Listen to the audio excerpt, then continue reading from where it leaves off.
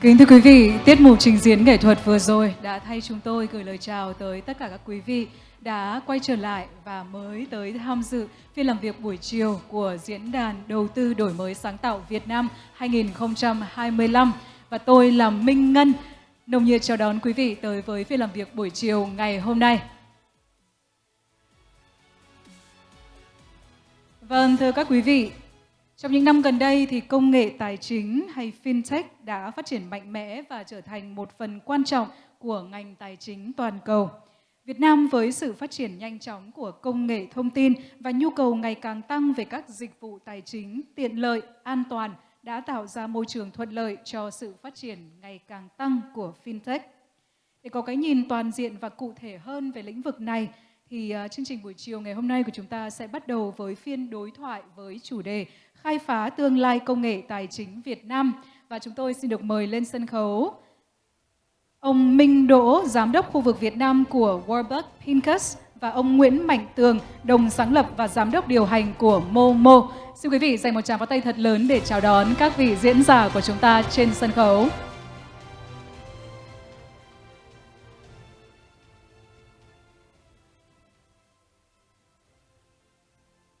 Vâng, xin quý vị dành thêm một tràng pháo tay nữa cho nhà đầu tư và nhà khởi nghiệp của chúng ta. Vâng.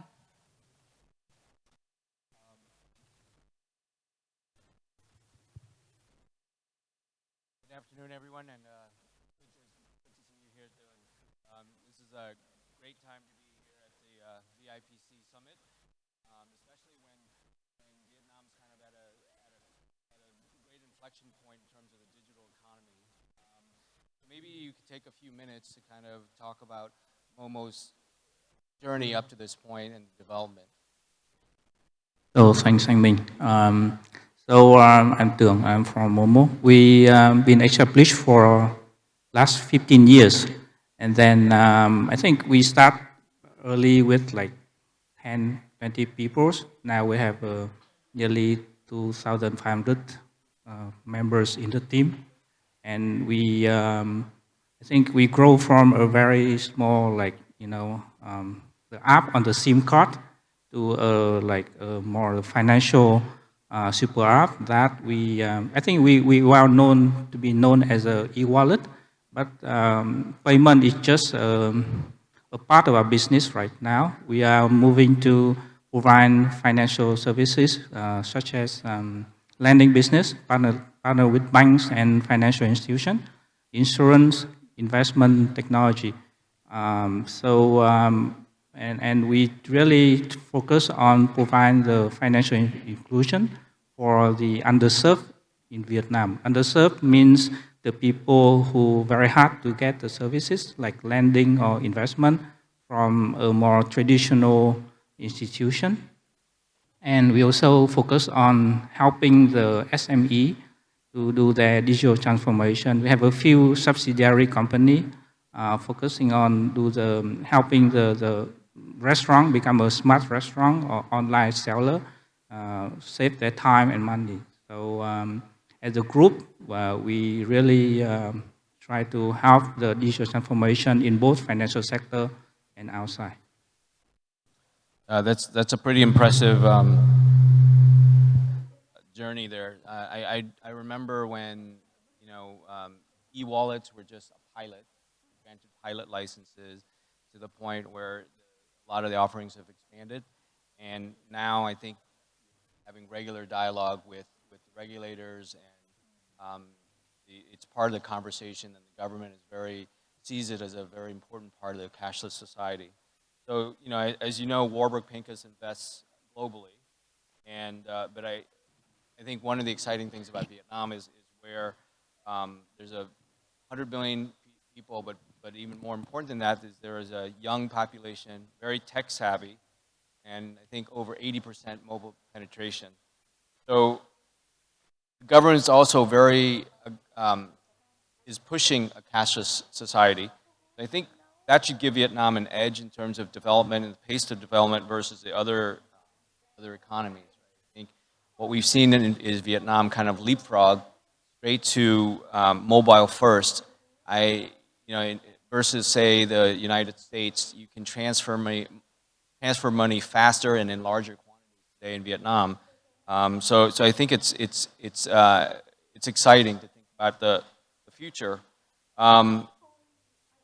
So, and in terms of, Warburg has had several conversations with the top leadership, with the Prime Minister and the General Secretary just last week. There seems to be real desire from the top to make sure there's a regulatory environment that's conducive to innovation and drive the types of digital economy innovations that fintech would help drive. So are you seeing any concrete signs of positive change? Of course, yes. When we start 15 years ago, when we talk about building an e-wallet, a lot of people think we are crazy. And actually, in Vietnam, there's no concept of e-wallet in the country at that time. And of course, Vietnam is at that time the cashless, the cash economy.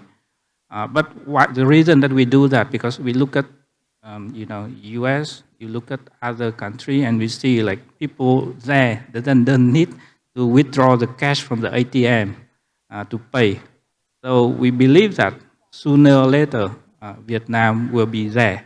We don't know when, we don't know how, but we believe that future have to come sooner or later. So that's the only reason that we persistent to do this kind of very crazy mission for the last 15 years. So fast forward where we are now. So I think cashless is nothing new. Like, we all see it in Vietnam, kiosks everywhere. You go to the wet market, you can buy like a vegetable with like 5,000-10,000 dong with cashless. So we've been have a long way from last 15 years. So according to our data, in the big city, the cashless penetration is around 50-60%. So still, like 40% is still cash. In the more smaller city, area is about 20% penetration. So, but it's growing very fast. It's growing, according to our data, it's growing in big city like 1% per month. So in a year, you can grow like 10-15% easily. So with that calculation, in big city, we'll see penetration of cashless around 80-90% in the next couple of years, like 2-3 years. And like the thing, like if a beggar need to a QR to receive money is not far, right? Because nobody have any small change to give to the beggar or even buy a lottery. So and smaller city will we move very fast too. So cashless society in Vietnam is here. But when we're talking about fintech, it cannot just payment. It have to be lending, have to be insurance, have to be investment. So how like payment affect the other like area of fintech? So it is heavily changed the game when payment move forward, and we see in all other area of fintech is changing significantly in the last 2-3 years.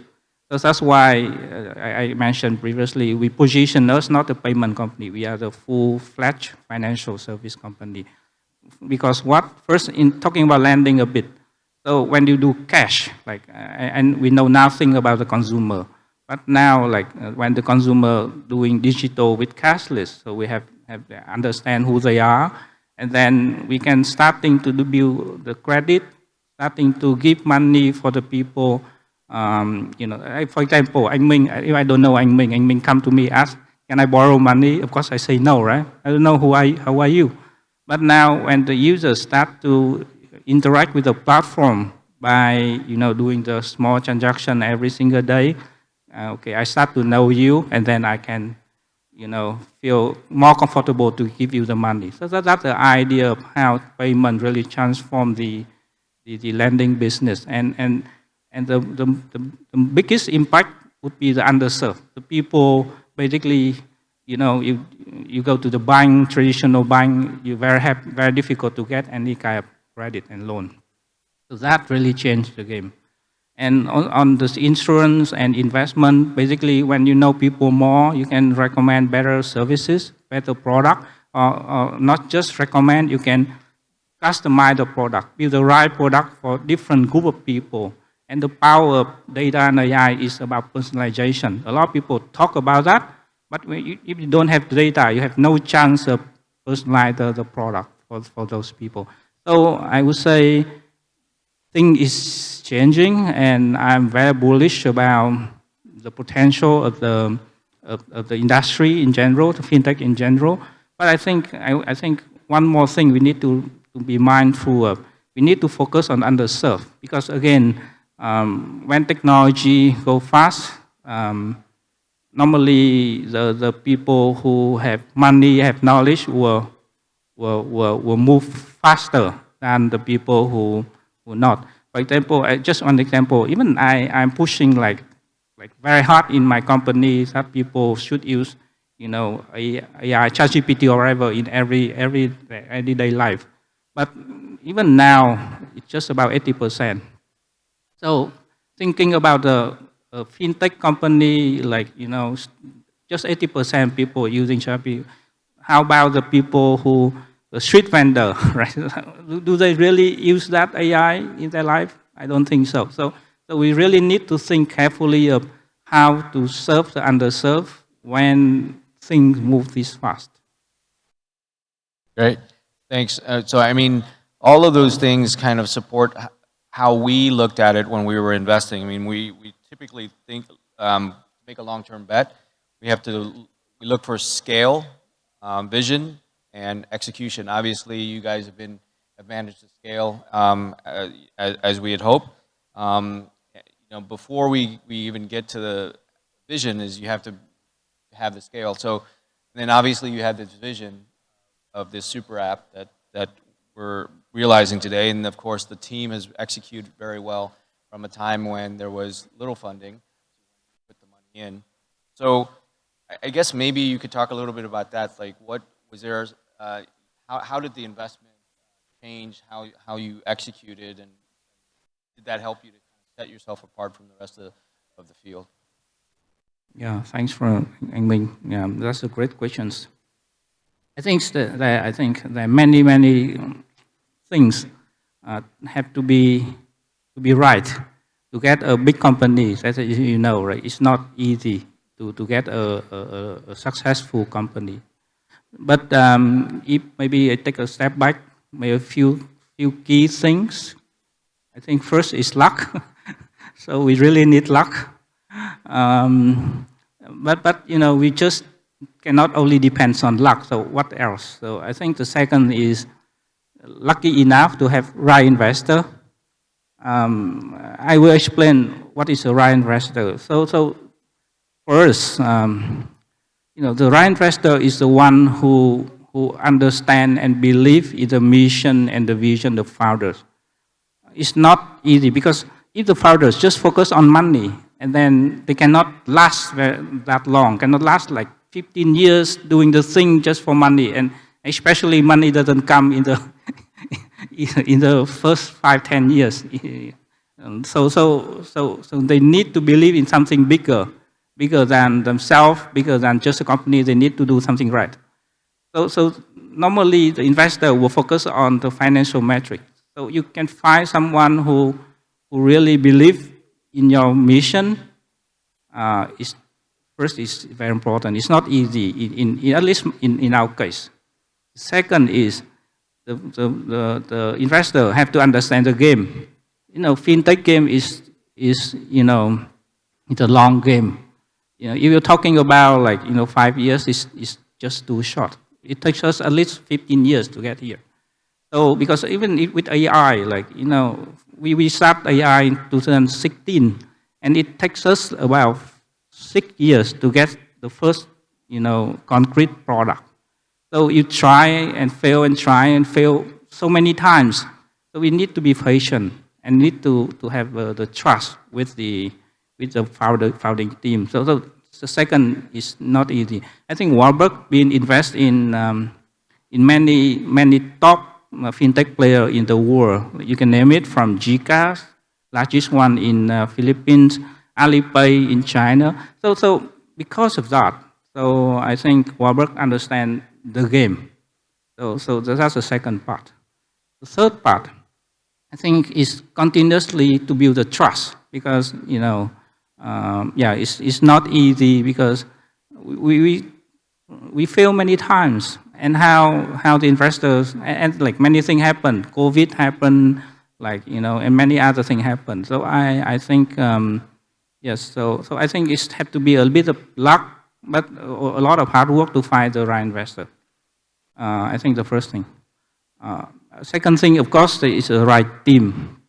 So I think like payment business is very local business. It is very difficult for just a foreign company come and do the business because it's like a lot of connection. You have to connect with banks, you connect with merchants, connect with so many things.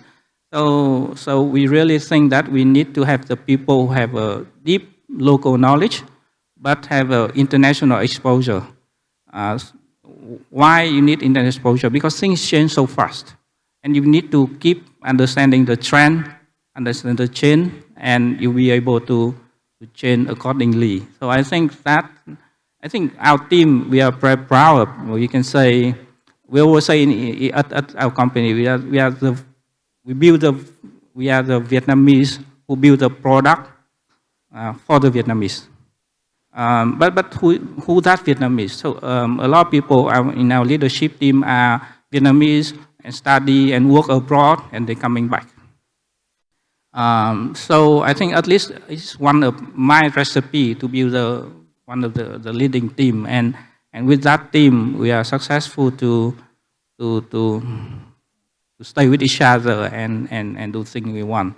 And I think the last thing is I think the right product. So I believe that the good product sells itself. But what is a good product? At least from our view, the good product is the product have to be 5 times, 10 times, even 100 times better than the existing product. Why? Because we try to change the user behavior. Changing from cash behavior to cashless behavior is crazy difficult.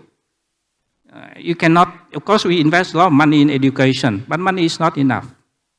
Many companies have just used money to change behavior, it doesn't work if you don't have the great product. So I would say, like, product is everything, and you need to have a great product. So I think like that 3 things is the very key thing that we think that make us like have some success. There's a few things in there that you mentioned that maybe I'll drill into a little bit. First, I think good point is that through the different life cycle of the company, there are different investors, right? We're growth investors. We come in and we help you scale very quickly in that growth stage. Some people invest in the earlier seed round and A round, and then some are in once the company's more mature and public. So I think that I think we came in at a time when you showed the biggest growth. But you also mentioned trust, which I think is important because you're building a very large customer base. You cannot do this. And also I think when you started, you had, as you said, it was wallet, maybe top up a few products. Now you offer a lot of different financial services, things that are, that are multiple products that are in the daily life of the customers. So how do you see that? How did you build that trust, and do you see that as a potentially a competitive moat, or as banks also get into foreign competition? I think yes. So trust is everything, but trust is a big word, and maybe we need to break down that big word into some smaller component that we can execute on. So what are they? I think different companies will approach trust in a different way. But when we take a step back and think deeply about what is that, we think trust have a couple of things. The first thing is we need to solve the customer pain point in a good way. So in the product, what we say, we call something called job to be done.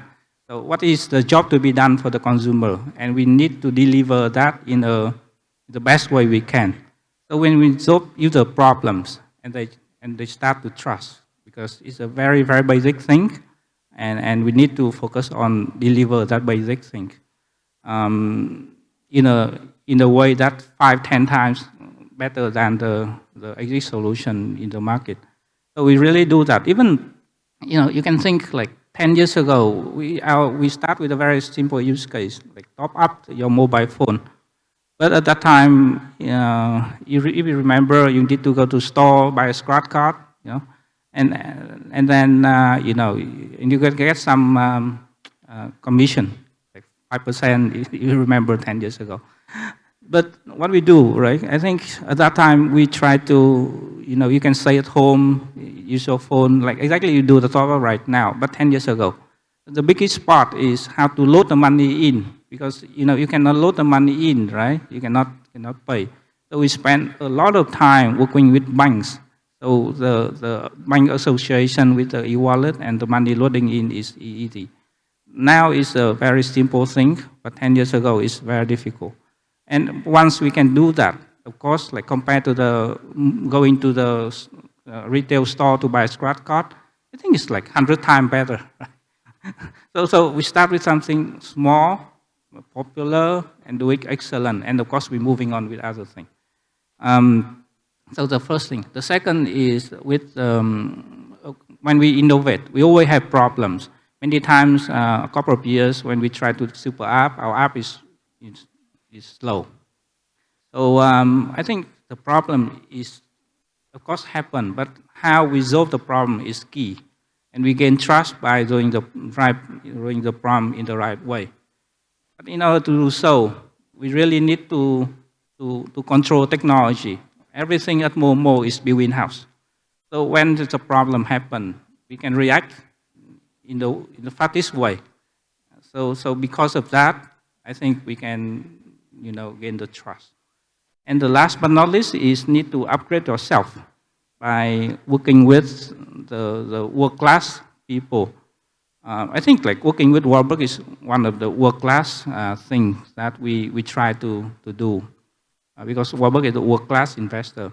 But also in the business, we are at the first wallet in Southeast Asia to integrate directly with Google, with Apple, and even with Uber when they was in Vietnam. The second wallet to work with Uber at that time after Paytm in India. So working with the world-class really uplift us in technology, in our own way of operation, and that also build the trust for the consumer as well. So yes, and again, trust is like not a destination, right? As you know, it's a journey that we continue to build every single day.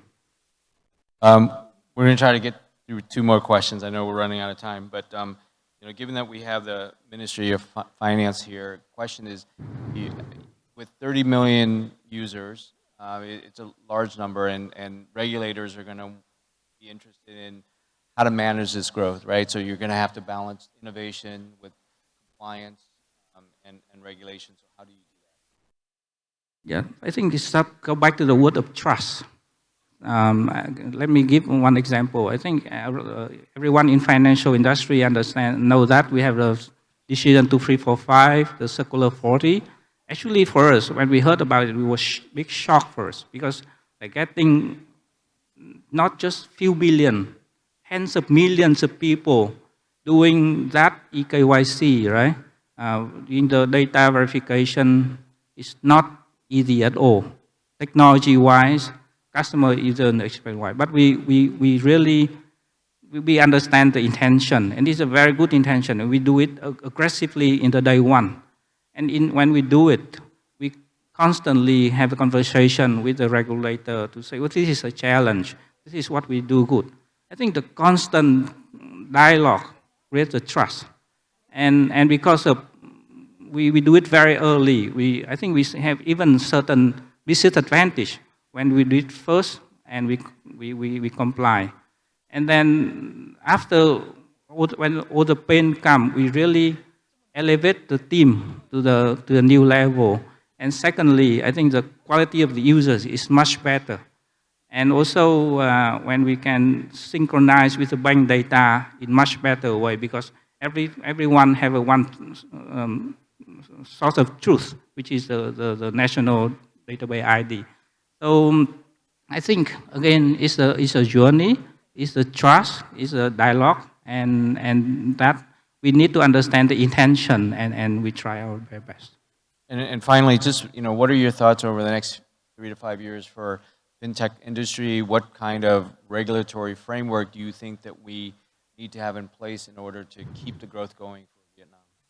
Yeah, I think the potential is huge.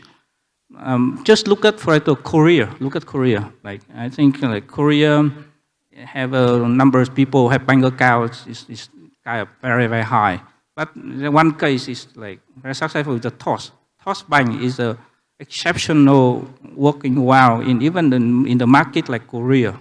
Look at China, look at US, all other market. Even like the penetration of bank account is high, but the fintech is still growing very, very fast. So I think Vietnam is still at the very start of the beginning, and the potential is huge. So how we can capture the opportunity? I think that's one. It is three words: innovation at speed. I don't see any other way around, especially with technology change and the whole world is changing. So how we do innovation at speed? I think, of course, start with first is innovation need capital. And I do think that in this forum, we discuss of how to make sure the company can get, easy and good capital. That's very important. And I think in our view, and Minh Minh can share more, but in different phase of the fund life, the investor may need different things. For example, some need liquidity because let's say they stay in the company for a while and they need to pay back the money for the LP, right? They need some liquidity. How we give it to them? Because when they can get liquidity and they easy to coming in, no out and no in. So that's about the first thing. The second thing is people. People is a big problem to solve, but at least in our experience, we can get the Vietnamese talent overseas coming back. And when they are at Meta, at LinkedIn, they come back, they cannot come back immediately to a startup. It's a big shock for them. They need somewhere in the middle. Like a lot of them come to our business, Momo, and then they become a founder later on, right? You need something in the between so people can feel comfortable and they will be a founder someday. So I think the big questions, but at least look at Malaysia. They have the target that they have about, like I remember 10 or 15 unicorn in the like maybe 5-10 years. So that should be something Vietnam should think of, how to have more like unicorns. Unicorn is just a title; it doesn't matter. But I think like it's the scale of the company, the value it creates for the community is important. So I do think that we need to think carefully about that and find a way, and then we get the talent. No, I agree. I think it is important to have liquidity, which really means, I think the word exit, maybe when translated into Vietnamese, is maybe sends the wrong message, because as some investors are rotating onto other investors, you typically have an increase in the amount that's invested in the country. So as one investor, and we've seen this before, when we took, together with Vingroup, took Vincom Retail public, we actually attracted a whole new class of high-quality institutional investors who came in, but they didn't just stop at investing in one company. They actually invested in many other companies, which made subsequent IPOs, such as Techcombank and Vin Homes, possible. So I think it's important to keep that in mind as we work with regulators to make sure that it's easy for investors to bring other investors in to follow them and making that. Anyway, thanks a lot for being here today, and I'll talk to you later. Thank you. Vâng, chúng tôi xin được cảm ơn Ông Minh Đỗ, Giám đốc khu vực Việt Nam của quỹ Warburg Pincus và ông Nguyễn Mạnh Tường, nhà sáng lập và CEO của Momo, với một phiên thảo luận, một phiên đối thoại mà ở đó chúng ta hiểu thêm về lĩnh vực fintech ở tại Việt Nam cũng như là trong khu vực. Kính thưa quý vị, bây giờ thì chúng ta sẽ đến với một phiên thảo luận. Khi Việt Nam đang nhanh chóng khẳng định vị thế của mình là một trung tâm đổi mới sáng tạo của khu vực, thì câu hỏi đặt ra là điều gì sẽ định hình làn sóng các công ty đột phá tiếp theo của đất nước? Phiên thảo luận tiếp theo sẽ quy tụ những nhà sáng lập tiên phong, các nhà đầu tư hàng đầu, những người đang trực tiếp định hình tương lai của đổi mới sáng tạo Việt Nam. Và sau đây thì chúng tôi xin được chào đón lên sân khấu các diễn giả sẽ tham gia phiên thảo luận này. Xin được mời ông Trung Nguyễn, nhà sáng lập và CEO của Sky Mavis. Xin được mời lên sân khấu ông Yin Lang Tan, nhà sáng lập của Insignia Ventures. Xin được mời ông Nicholas L. Bays, giám đốc điều hành của Part2, ông Trung Hoàng, giám đốc điều hành của Vina Capital và ông Long Nguyễn, giám đốc chuyển đổi số của Sun Group. Chúng tôi trân trọng kính mời quý vị sẽ di chuyển lên sân khấu. Và cùng với đó thì chúng tôi xin được mời lên sân khấu ông Bình Trần, thành viên hội đồng quản trị PCA và nhà sáng lập của AVV. Vâng, please have a seat according to the backdrop.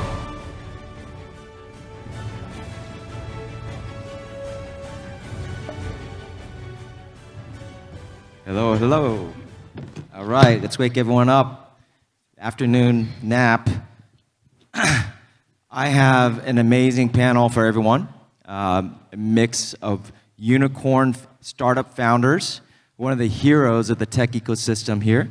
We have seasoned investors, both regional, deep local expertise, as well as global investors who have invested in US, Europe, as well as this region. So it should provide quite a bit of a context to basically what's the future of Vietnam's tech innovation. We're trying to read into the future of Vietnam a little bit. But before we do, why don't we go down and spend a minute introducing yourself. We'll start with Chung.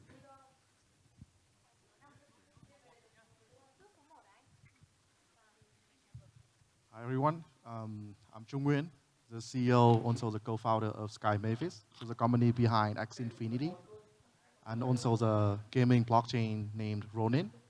So I have always been in startups, building startups since I was like 18. And in 2018, I discovered that boring fintech applications could be delivered in a very meaningful way. So that's how I got into Web3 blockchain gaming. And since then, we have a lot of values. Our games in 2021 was booming, and our digital asset $1.2 billion in revenue in 2021. Yeah, I think. So our digital asset marketplace accumulated volume got to 4.3 billion. So we was invested also in the same years, 2021, by some very popular international investors like Andreessen Horowitz, Axels, Mark Cuban. So yeah, happy to join the panel with you guys to discuss about the future of Vietnamese startups. Ying Lan?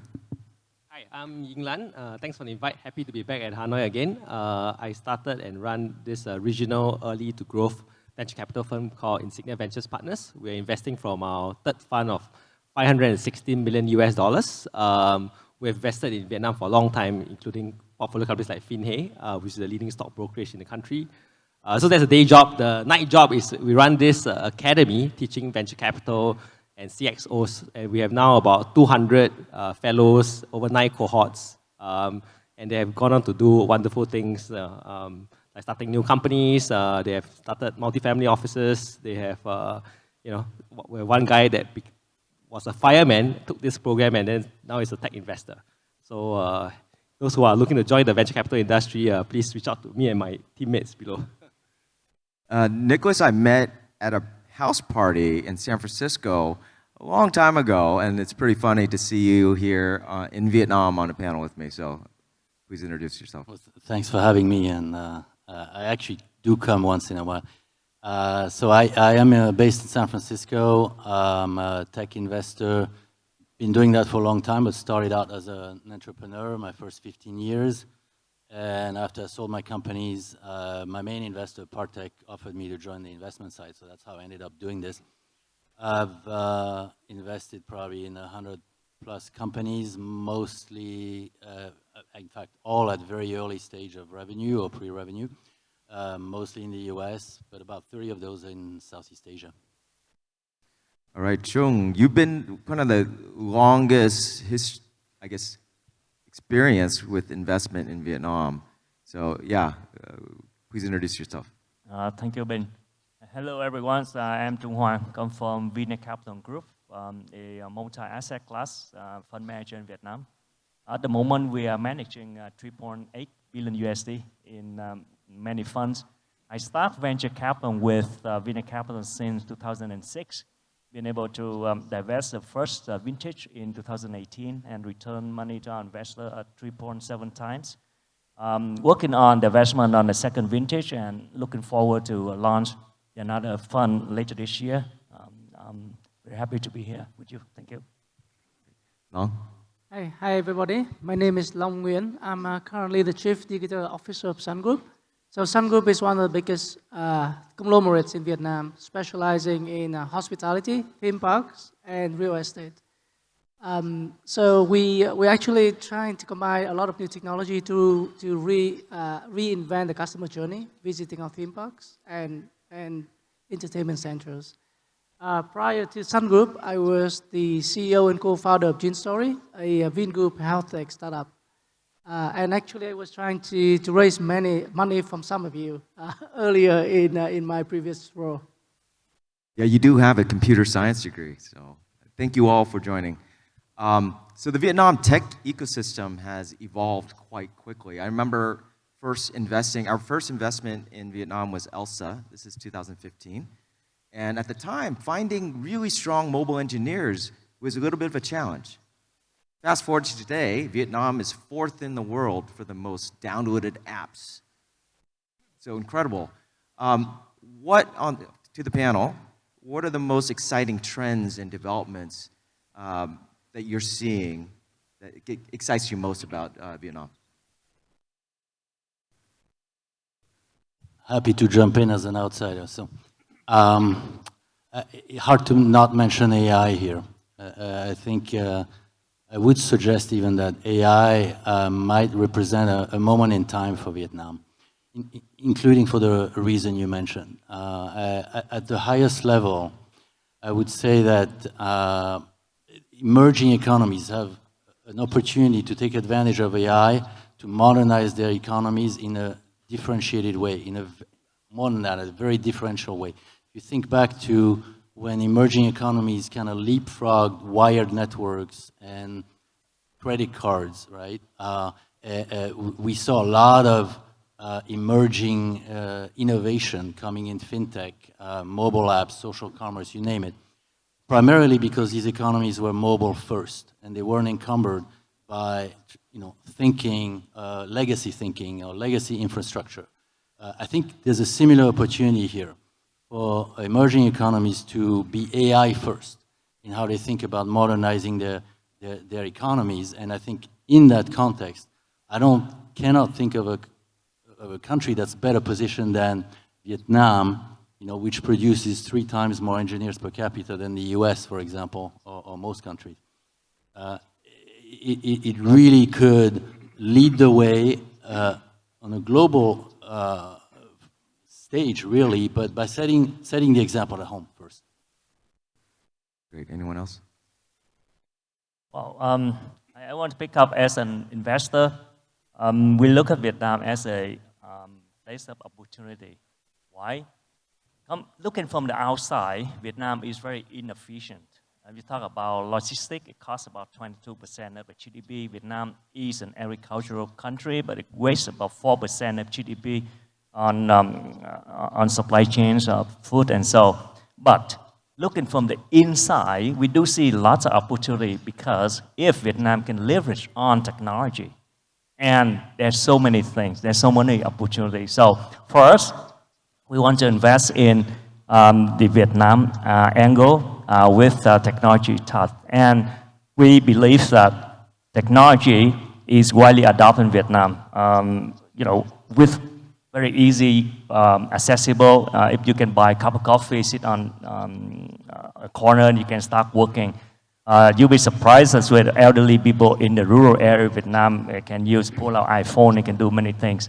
So Vietnam is an opportunity for us. Looking from the inside, anything can be leveraged on technology and in order to create the economic value.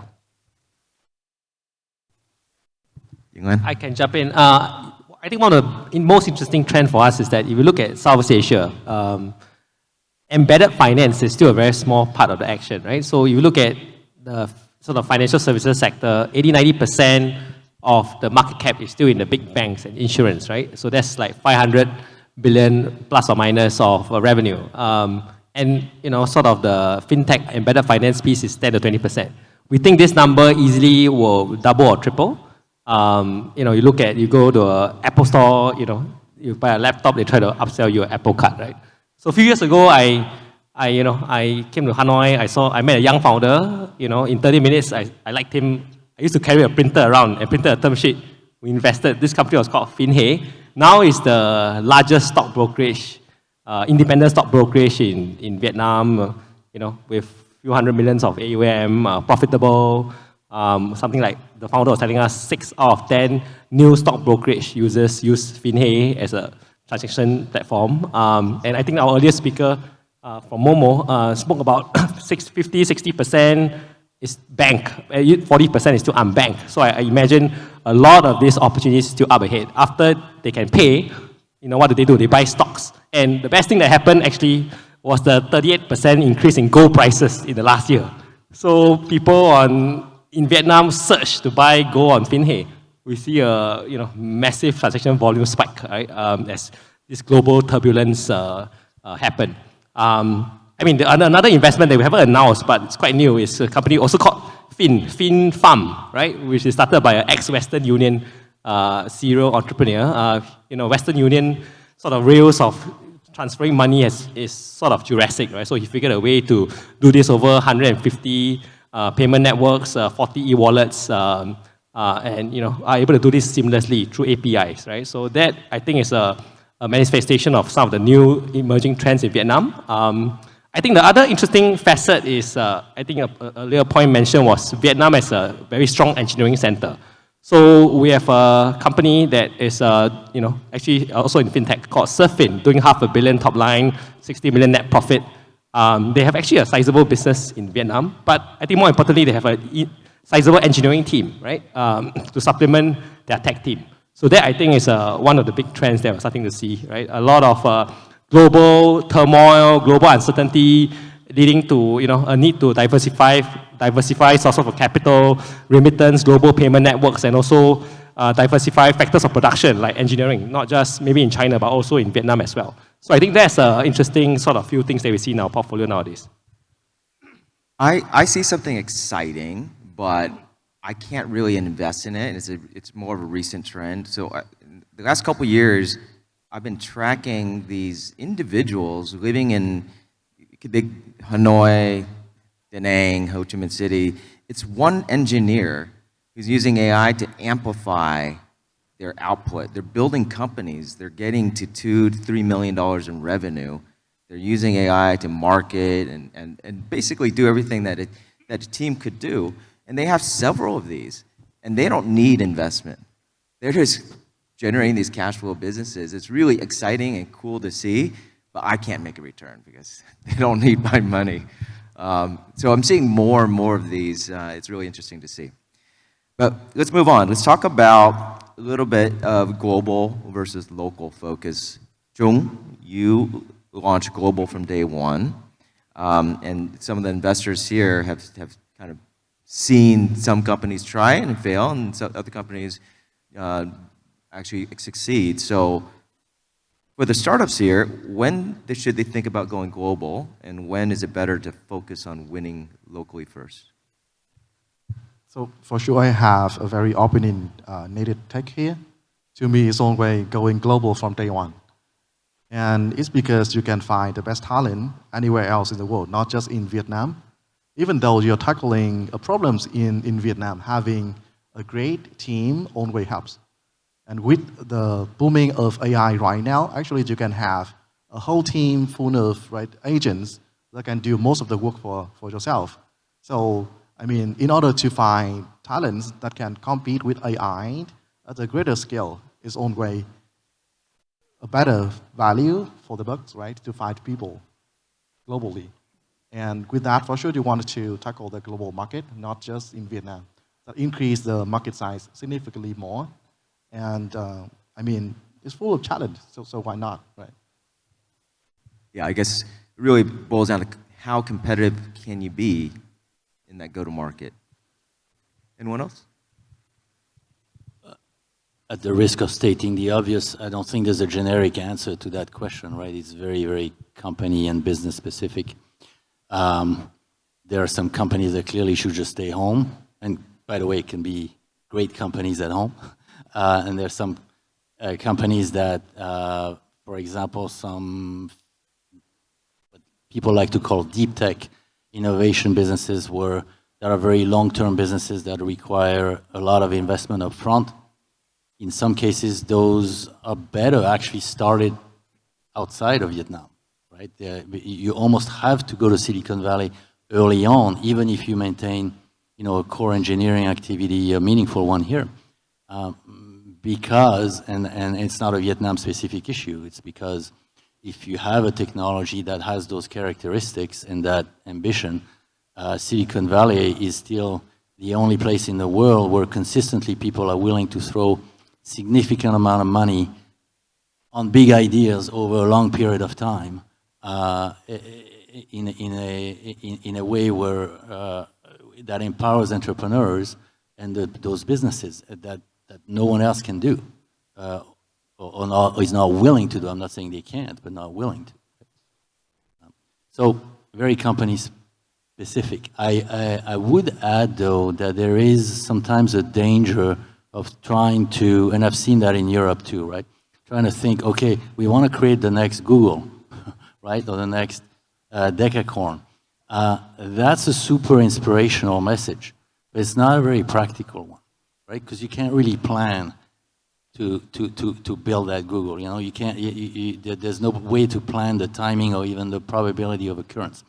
And so the practical plan tends to be, let's go build some great companies. Maybe most of them are going to be at home, right? But they're going to be very, very solid companies that are going to elevate the country overall, little by little, and increase actually the chances of one of those Googles to pop up. But I do believe that sometimes, and I think we VCs are guilty to some extent, that we're pushing those companies too fast, too aggressively to become pan-Asian, pan-global, before they even secured a strong base. Thank you. Yinglan? I can chime in. I think there's two kinds of businesses, right? There's the businesses that are bits, like bits, B-I-T-S, and businesses that are atoms, right? And I think those that are atoms, it's generally easier to build a local business. You can also build a global business, like, bubble tea, you can have a global bubble tea franchise that went public. Not impossible, but difficult. Whereas I think bits, companies that are software, bits driven, I think it can be more global. I mean, yours is a great example, right? And we also saw actually a few in Vietnam. They are building global apps, right, that have global user base. But I think the catch is that you are going to compete with the best and the brightest. So if you're competing in a bits business, you have somewhere in Poland and Lithuania, writing the same kind of software that can compete with you. So you need to make sure that either the space that you are picking is not that crowded or not that competitive, or you have an unfair advantage. Or you are finding a niche market that no one competes with you, in which case it may be a small profitable business, which actually we see a lot of Vietnamese founders think about. Right? So I think the question is, how do you think beyond this whole small niche profitable business to to be globally competitive with the best of them? Thank you, Yinglan. Let's get long in the conversation. So Sun Group operates in traditional industries like real estate and hospitality. How are you leveraging digital transformation to innovate within these sectors? And what's been the biggest surprise in integrating that tech into your work? Yeah, so actually one of the biggest business of Sun Group that people often don't know about is we are the market leaders in theme parks, right? We are like the Disneyland of Vietnam. And many of you might know Disneyland was one of the key technology innovators 20 years ago. So they invested $1 billion in the Disney Magic Band, reinvent the whole customer digital experience from before they go to a theme park, during the theme park, and after the theme park. So Sun Group, we already have some of the most beautiful architectural locations in Vietnam, like Phan Xipang, Sapa, Phu Quoc, Sunset Tower, which will be hosting APEC 2027, and other locations. We want to build an equivalent of a digital experience to what we already have physically. And I think two of the interesting things or challenges I find, the first is we just have a huge number of visitors in our parks, tens of millions a year. So how do you solve that scale problems? A day, one of our big parks can have 150,000 people visiting, and everything needs to be fast and scalable. And we are also working with many startups in those areas to optimize customer experience, from ticket booking to AR, VR in the park, digital maps, and those kind of things. The second is we have been working with an interesting startup called Phygital, and in which we want to combine the physical and digital world. And we have a lot of physical access, but how do you make it into a digital world? So that's the connection we are trying to make, and there could be many innovation in that space to be explored further. Who knew? Big data being used. Let's talk about the regulatory environment. I know NIC is obviously a host here. There's Ministry of Finance. I remember in 2016, Resolution 52 was passed.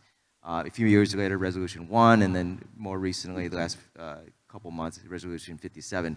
These are so important to me personally because I have to go out and sell Vietnam to the world. I have to go raise capital, and having the government define really highly prioritized important goals, long-term goals, helps me in that endeavor. So I guess to the panel, regulations can make or break innovation. What's one policy change that you'd like to see to boost the tech ecosystem? This one was Sandbox. I used to work in a health technology company earlier, and getting regulatory approval is just a long, difficult process for startup.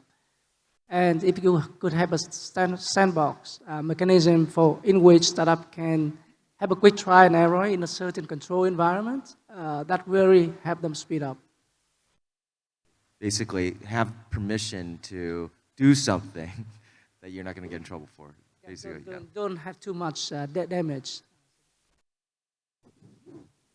Well, from my side, I think two things we expect to have big change in the future. First and foremost is the mechanism, how you can mobilize the local resources through investment of technology and innovation.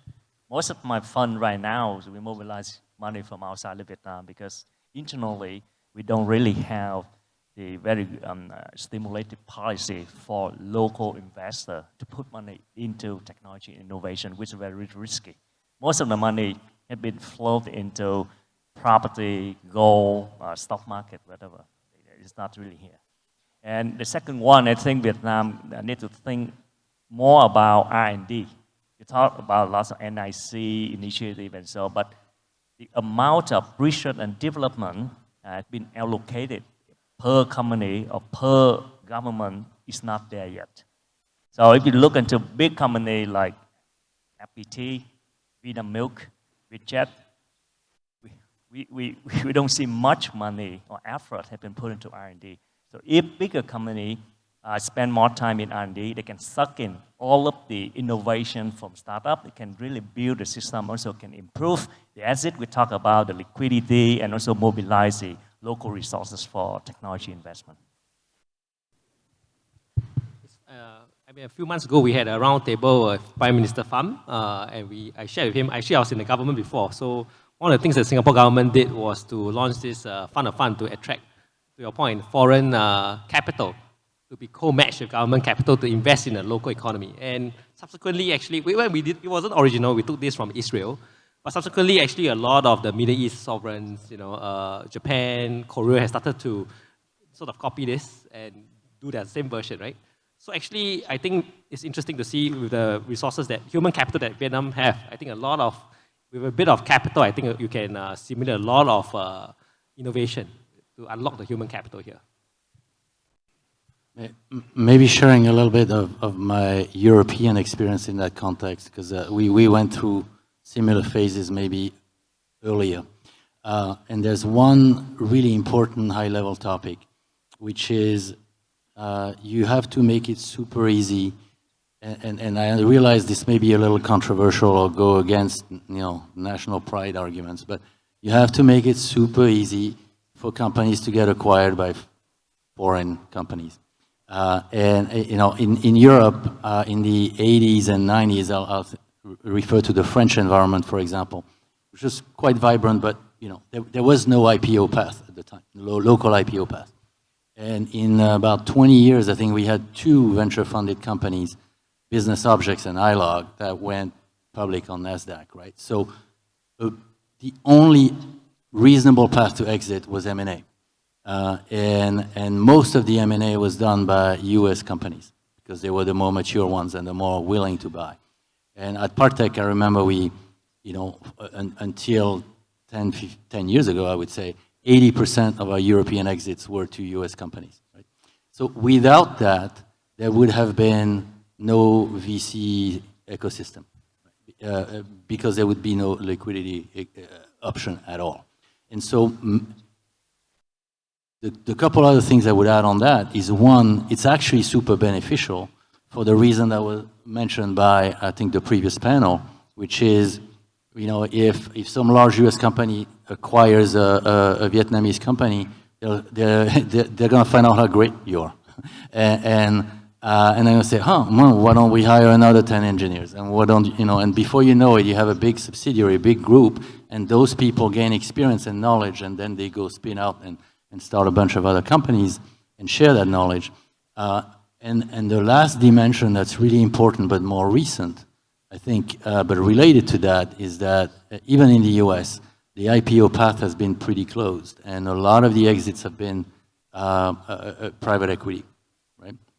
It's Warburg Pincus selling to whoever, Thomas Bravo or Vista. And even for US startups and VCs, because the IPO bar is so high, that becomes a normal path to exit.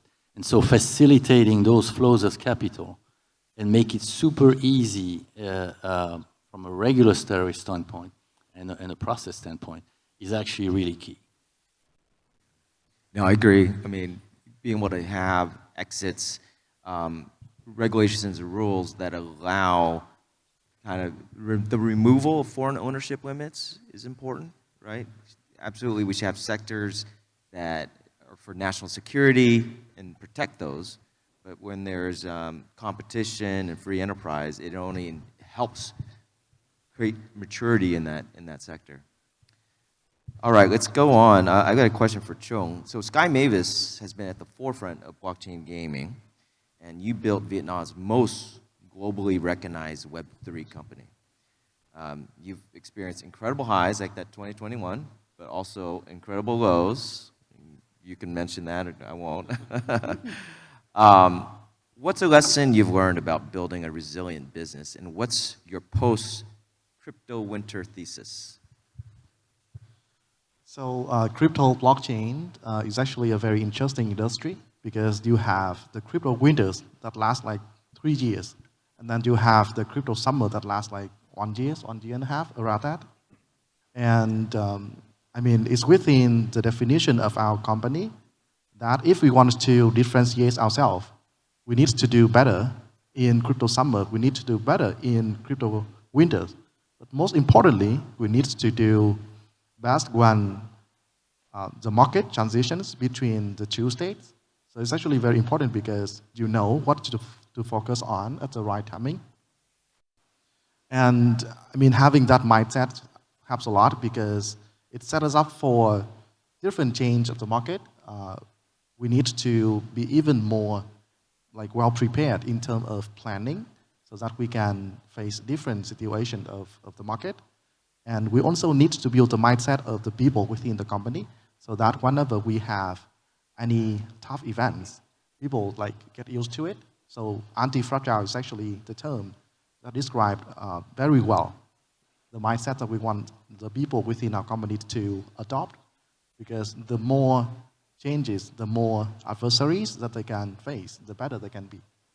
So, I mean, changing the mindset, preparing, planning, is all that we do and keep doing after like different times of the market, also to face with different challenges. It's just simple as that, yeah. Anti-fragile. Isn't that just Vietnamese people? Vietnamese people are just anti-fragile. Okay, I think I've got time for a couple more. This is for Trung Hoang.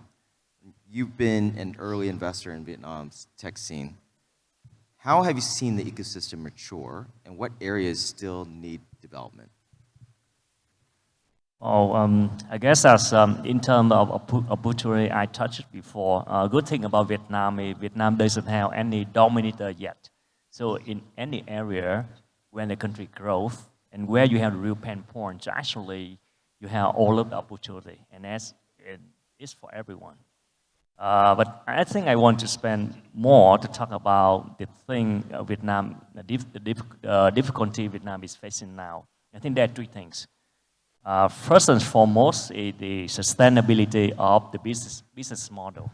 You see so many copycats into Vietnam. Vietnam doesn't have much of the technology disruption yet, but so many technology enhancement or technology replication. So the sustainability of the business model is important. The second one, I think that we still lack of the talented people. I'm not talking about the coder. I'm talking about the people who really run the business, build the business, know the business language, play the game, understand the rule, and so. So Vietnam is still needed. That's important why we have FDI, because FDI doesn't come with cash. They also bring in expert. They also bring in technology. So I think Vietnam still need to develop on that front. Education, develop the talent. Last but not least, the liquidity, the asset. We haven't seen much of asset. And earlier panel, they talked about unicorn. Actually, when we talk about unicorn in Vietnam, you can find it in one hand compared to other countries in the region. So asset is an area I think Vietnam had to be focused on and develop. They may have to think of the second trading floor like the catalyst in Singapore in order to help startup. So that's the three main things.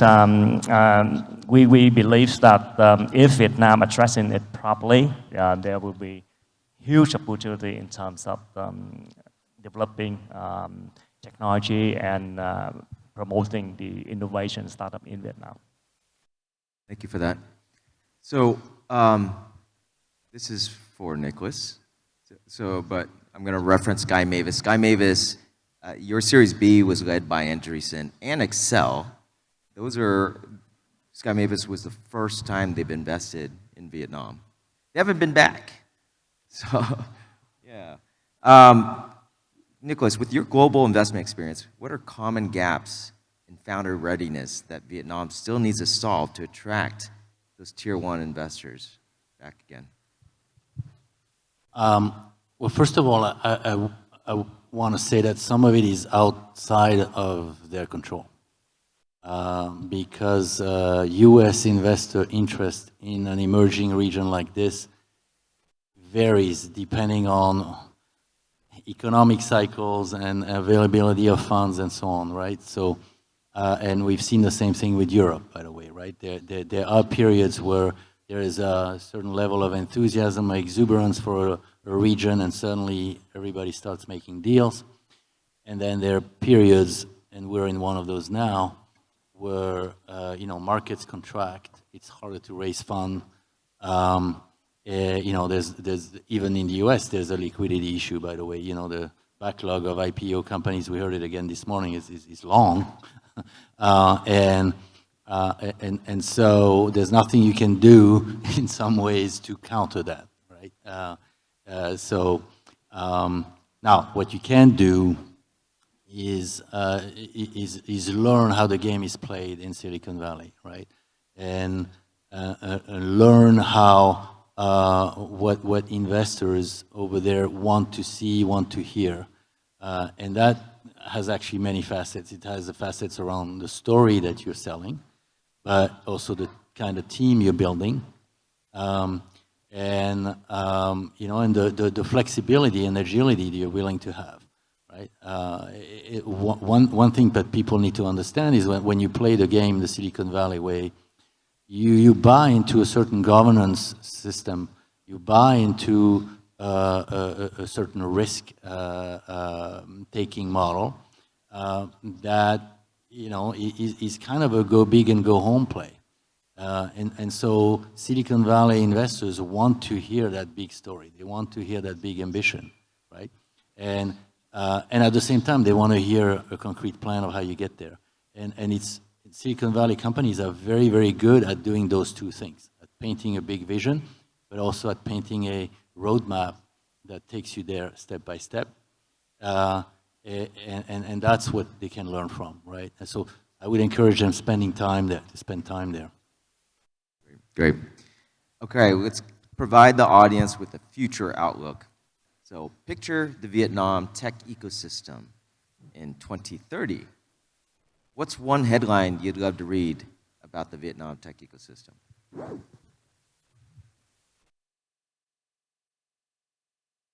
I think that depends if Vietnam doesn't miss the AI wave.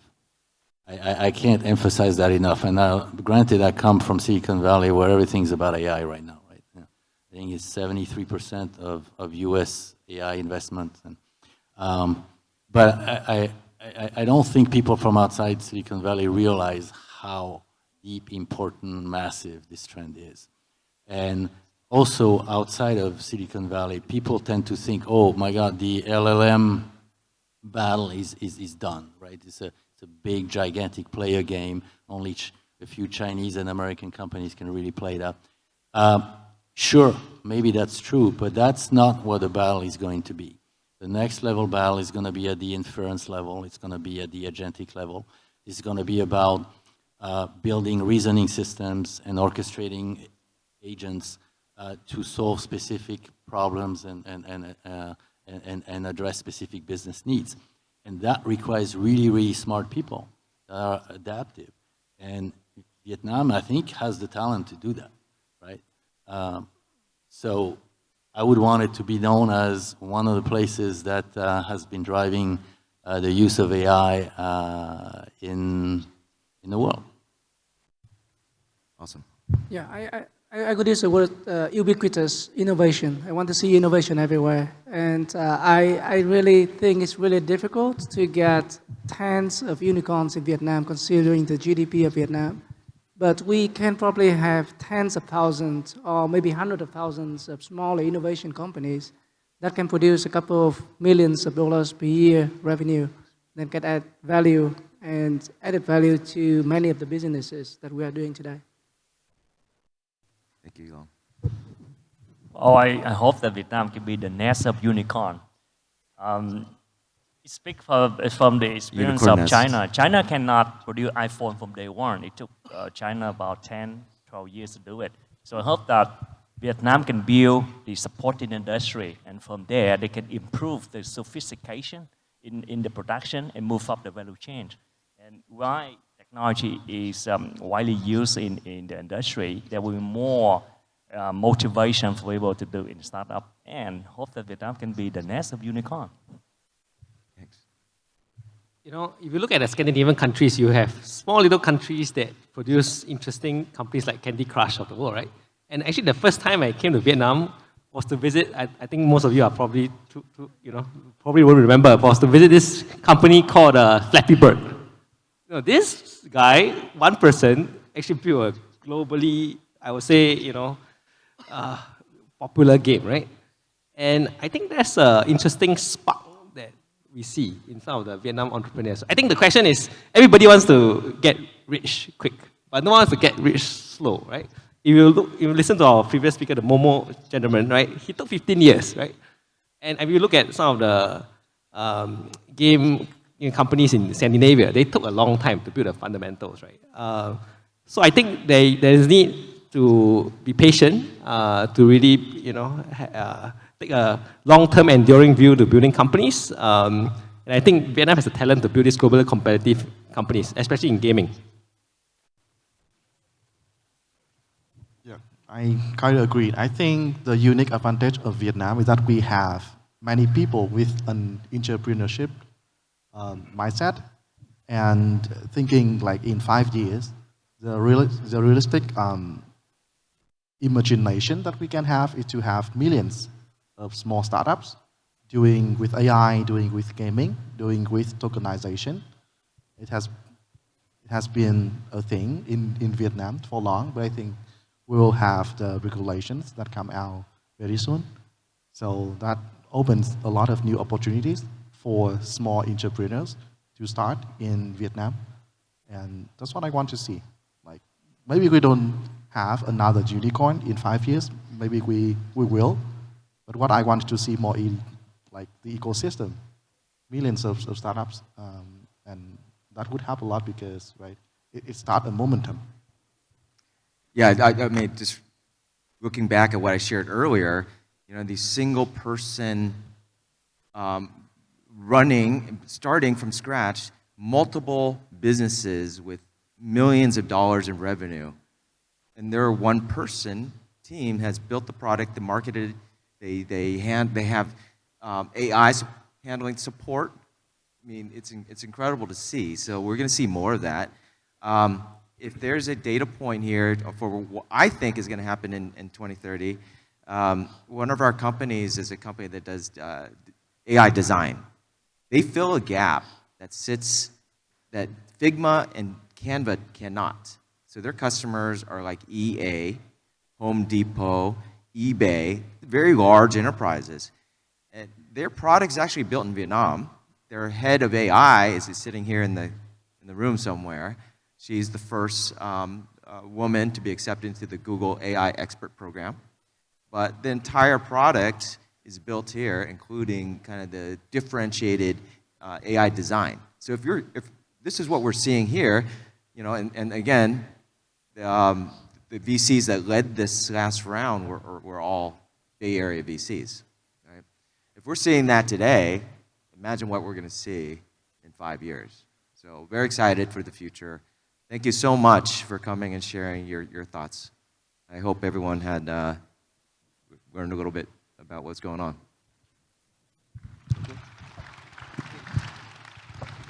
Vâng, xin được trân trọng cảm ơn các diễn giả đại diện cho Sky Mavis, Insignia Ventures, Part2, Vina Capital và Sun Group. Và xin được cảm ơn ông Bình Trần đã hỗ trợ chúng tôi điều phối phiên thảo luận. Xin trân trọng cảm ơn tất cả quý vị. Xin quý vị dành thêm một tràng pháo tay nữa cho phiên thảo luận vừa rồi của chúng ta được không ạ? Và cho các vị diễn giả.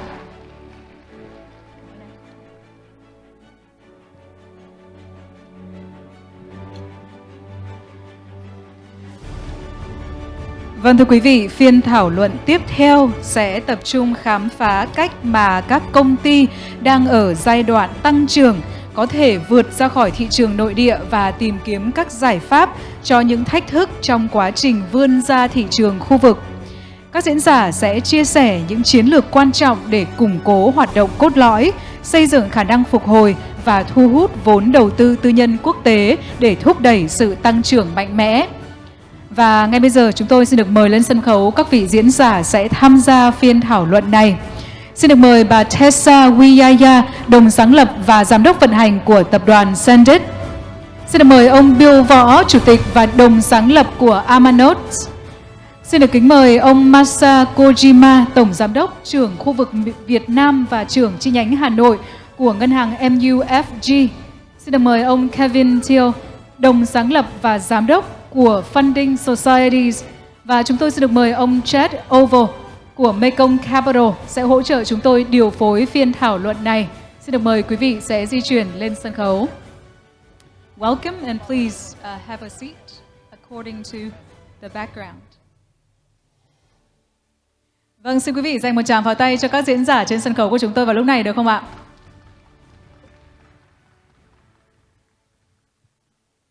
Good afternoon, everybody. Before I hand over to the panelists to introduce themselves, I'm excited for the conversation we're about to have the next 50 minutes. Growing a Vietnamese company outside of Vietnam into the region is a real and practical challenge. And there are maybe less than 2 handfuls of examples of companies that have truly built global brands and global companies. So I'm just going to name a few that we know. If you think back 10, 15 years ago, there is a cohort of companies that successfully scaled outside of Vietnam. Companies like Vmotion, making instant pho noodles, or Sabeco's beer 333, or the coffee company Chung, and more recently companies like Maru Chocolate and VinFast. So it's very few names. But if you think more directing in the tech sector, FPT Soft is incredibly large international revenue. Viettel, Rickesoft, Trusting Social, Bill's company, Amanotes, and more recently, companies like Gene Solutions, who are doing genetic testing and taking their products to the region. But it's very few names. So the idea of today's panel is to ask those of you from other markets and from Vietnam that have been through that journey, been through that challenge, to share your thoughts, insights, and lessons learned with our audience, because it is a challenge that many of our companies in Vietnam are facing. So thank you for your time. What I'd like to do is just ask each of you, introduce yourself, your name, what is your business model, what's your home country, and then just a little bit about how has your business grown, how many countries you in now, maybe a revenue metric or a user metric, so people get a sense of how you've successfully scaled outside of your home country. Sure. So my name is Tessa. I'm CEO and co-founder at Zendit. Zendit is a payment infrastructure player that started out in Indonesia. We like to say we're Stripe of Southeast Asia. So we help businesses go online and enable them to accept and make payments, whether it's via credit card and other what internationally is known as APM, or alternative payment methods, which are our main payment methods in Southeast Asia, which are things like QR code or through mini marts even, and your digital wallets as well.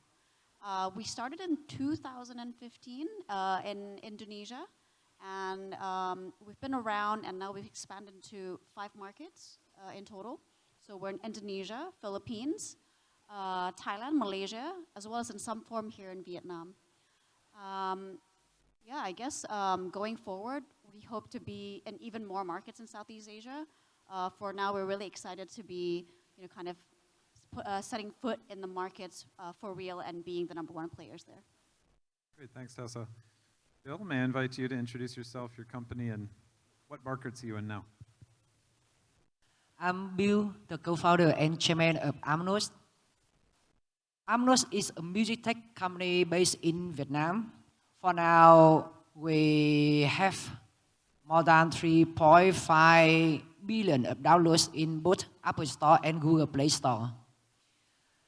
We have around 90 million monthly active users, more than 190 countries. Our mission is simple: everyone can music. Our core business now is music game. However, we also want to expand from music entertainment to music education. Great, thanks, Bill. Masato-san? Thank you. I'm Masao Kojima from MUFG Bank. MUFG Bank is one of the largest Japanese commercial bank. Currently, we expand our network more than 40 countries. And our first presence in Vietnam is 1920. So it is more than 100 years ago. So currently, we focus on the expansion of our business in Asia, APAC countries. Yeah, thank you very much. Kelvin? I'm Calvin. I'm a co-founder of Funding Societies. We're the largest SME digital financing platform in Southeast Asia. We basically give working capital loans to small, medium businesses. And these are typically funded by individuals through private bonds or by institutions like banks. So currently we're present in 5 countries in Southeast Asia: Singapore, Indonesia, Malaysia, Thailand, as well as Vietnam. And when someone asks where are we from, it really depends on who asks us where we are from. And our answer could be Singapore, where our headquarters and management is from. It could be Indonesia, where we have our biggest headcount. It could be Malaysia, where it's our biggest profit center. And we do hope that at some point we can say that we are from Vietnam as well. Great, thanks for the introductions. So I'm going to start with what is often the most difficult question for a founder that has built their business in their home market. And that is, I'm going to start with you, Kelvin. How did you know it was the right time to expand out of Singapore? What was that moment where the decision factor was, we need to have regional growth, not just home growth? So I think whenever I think about business expansion, it's always internal factors as well as external factors, right? For us, we were actually driven more by external factors, not by internal readiness. So context is that we started in 2015 when my co-founder and I were still doing a master's at HBS in the US. And we started in Singapore because it was the only country that I can run a team without being physically around.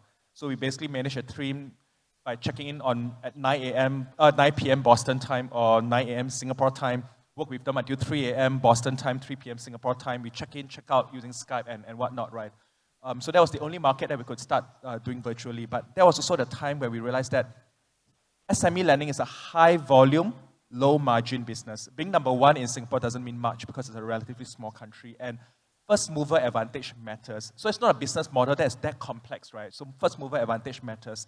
Therefore, we decided to enter into Indonesia 6 months after launching in Singapore because we know we needed scale. So it's really driven by the business model, external factors that, hey, we need to be early, we need to engage the regulator, we need to shape the regulations in our favor, we need to build a brand, and because we were early, we were on the news almost every other day, abusing the Harvard brand name and abusing the fintech wave, such that we built a pretty strong brand name that we are known as typically Grab Financial, Modalku, us, and then all the other fintech players, right? So it's really driven by external factors that, hey, we knew that we need to expand. At that point in time, we make sure that internal capabilities catch up accordingly. So just a follow-up question, did you invest time and energy in studying those external factors in other markets? Yes. Okay.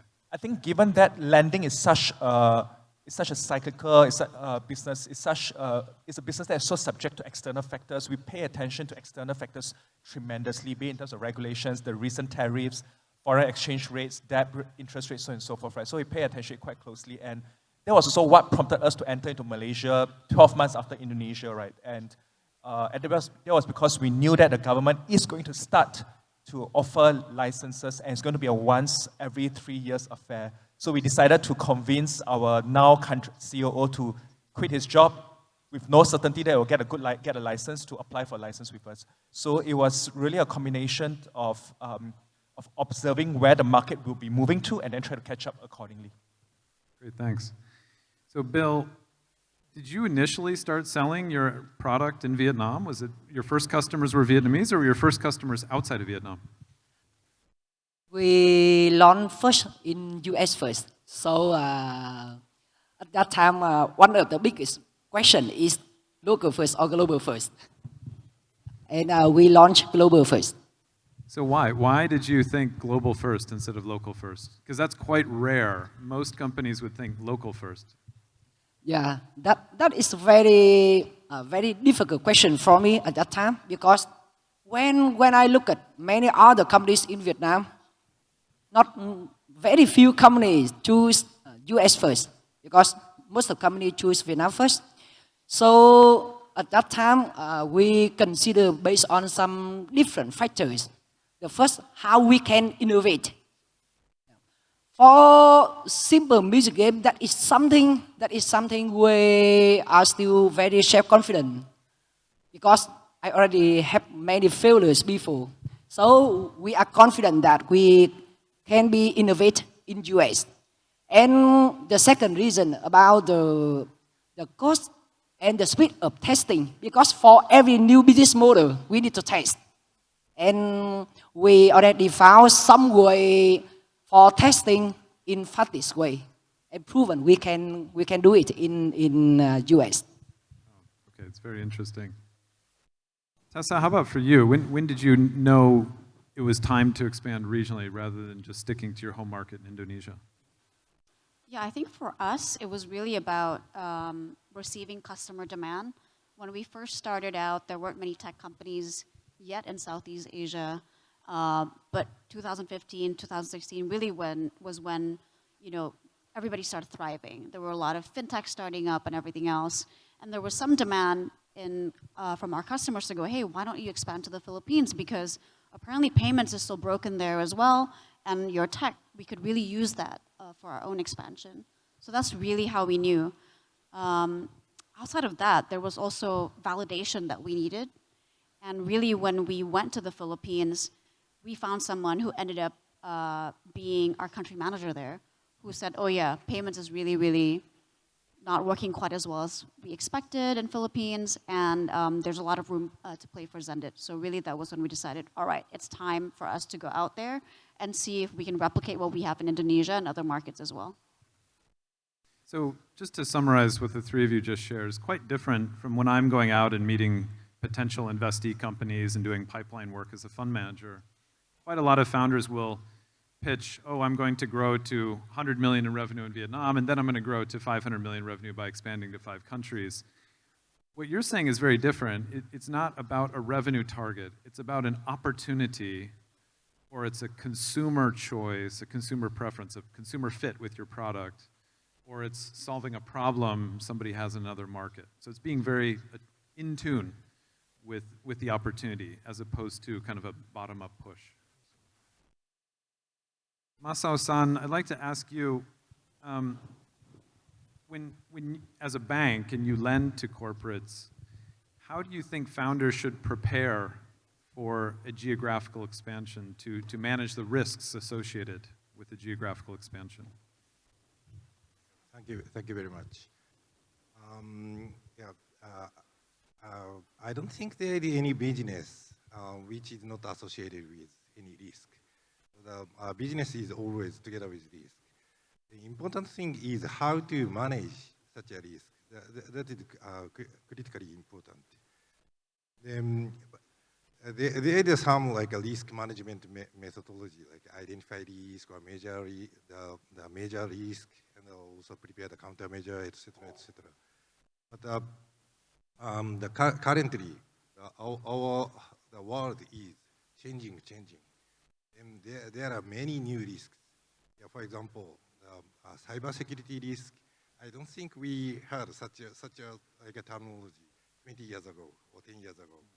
The geopolitical risk as well. Recently, that is one of the most important risks. Considering such a changing environment, the important thing is how to foster the good mindset or culture to manage the risk in that like a company. Such kind of things is quite important. So then if we come across with like a new risk, then we can manage such a risk. The first thing is in order to identify such a risk, I think such a mindset and the culture setting is quite important. Well, let me build off that word mindset a second and speak to the three founders on stage. What kind of mindset shift did you experience when you went from focusing on your local home market and then suddenly having to manage multiple markets?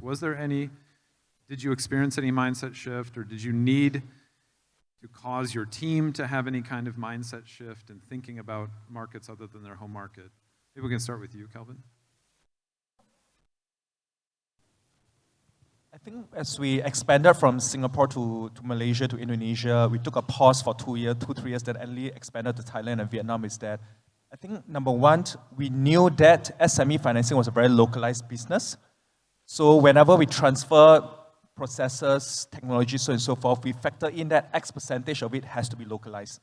The question that we eventually found was that how much to localize Because the locals will always say that, hey, Thailand is different, Malaysia is, everyone is different, so it's like, really? Is it really that much difference? Or sometimes we over-anchor in terms of localization. Example, we have tried 3 country heads in Thailand who are local Thais because it's a different language. We find that you want locals with relationship.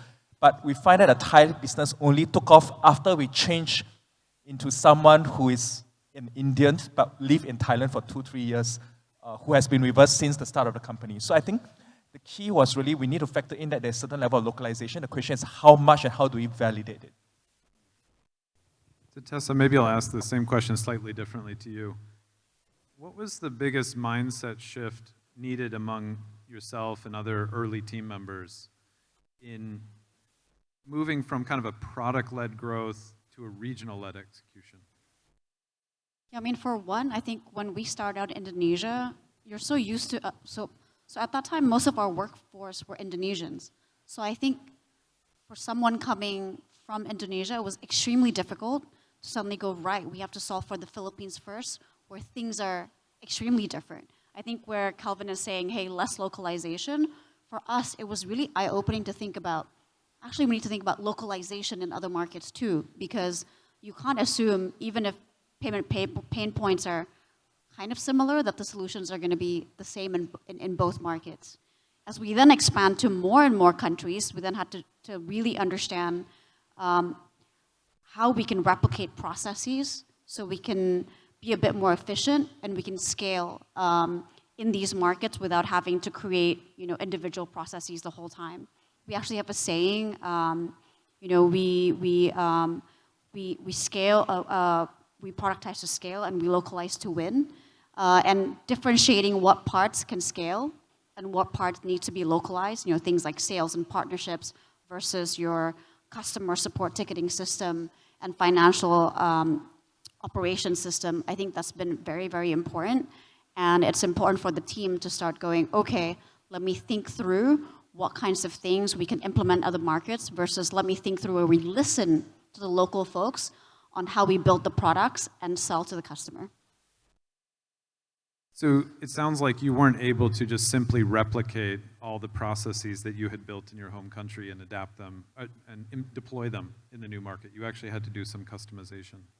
I mean, definitely. Like, even some of the pain points are different. When we were in Indonesia, the pain point that was really big for payments was transferring money from one bank to another. Sometimes you had to fill in these forms. In the old days, 10 years ago, we flash back, right? That was a very long time ago. Gojek, you had to pick up the phone to get a bike, right? So very different than now. You can't just get everything on an app. In the old days, to transfer money from one bank to another, you had to fill in everything from what's your branch code, and things that you have no idea about in order to transfer the money. And that was in Indonesia. Philippines, it was a little bit different. It was more money in because most folks were still paying in cash for online transactions and paying into pawn shops, which that doesn't happen in Indonesia at all. So how do we even know how to solve those product problems if we don't localize and understand those distinctions? I think that's this change in mindset. Kelvin, you want to build on? Can I ask Tessa a question? Does your board force you to actually streamline and reduce your product lines in a name that simplification will be more efficient versus as you expand across different countries that you are forced to customize more, you end up having a long list of of sub-products or so? And how do you manage your board when they throw this to you? I mean, I think we're very fortunate that the board trusts us enough for us to kind of make our own decisions, but those are some real questions we experience on the ground, right? Like how much to customize. If in Thailand, for example, now I'm spearheading the expansion to Thailand, and our Thai folks are saying, hey, you have to integrate to every single bank in Thailand in order to be able to service, credit card installments and all the likes. And that might take years, right? Years of lining up these integrations. So then we have to think about, okay, how about we integrate to someone who already has the connection? Those are really real choices. And I think for us, we work with real framework, which is what's our target? Right now, our target internally is how do we increase revenue? So we say, right, is there enough customer demand that if we integrate to banks A, B, C, we're going to get those revenues? If there is such a demand, then we do it. And then we become accountable as a team when we push for those targets and integrations. Great, thanks. So Bill, I'm curious, if you're if your team is mostly Vietnamese, but you're building products for Americans and customers all over the world, what kind of mindset are you expecting from your team such that they can build products that are loved by consumers in different countries? Firstly, when we launch our product in US, that is more simple for us because at that time we really focus on product. We really focus on product, and to make it higher quality, we try to understand customer based on the data. We collect a lot of data to help us understand more about our customer.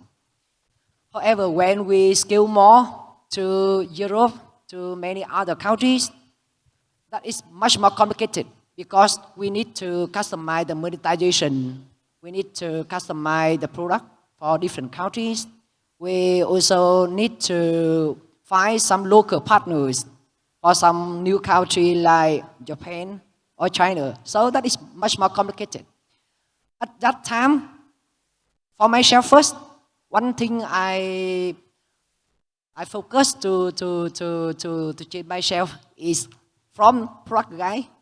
I focus more for how to find the talent, good talent, to dedicate it for different function.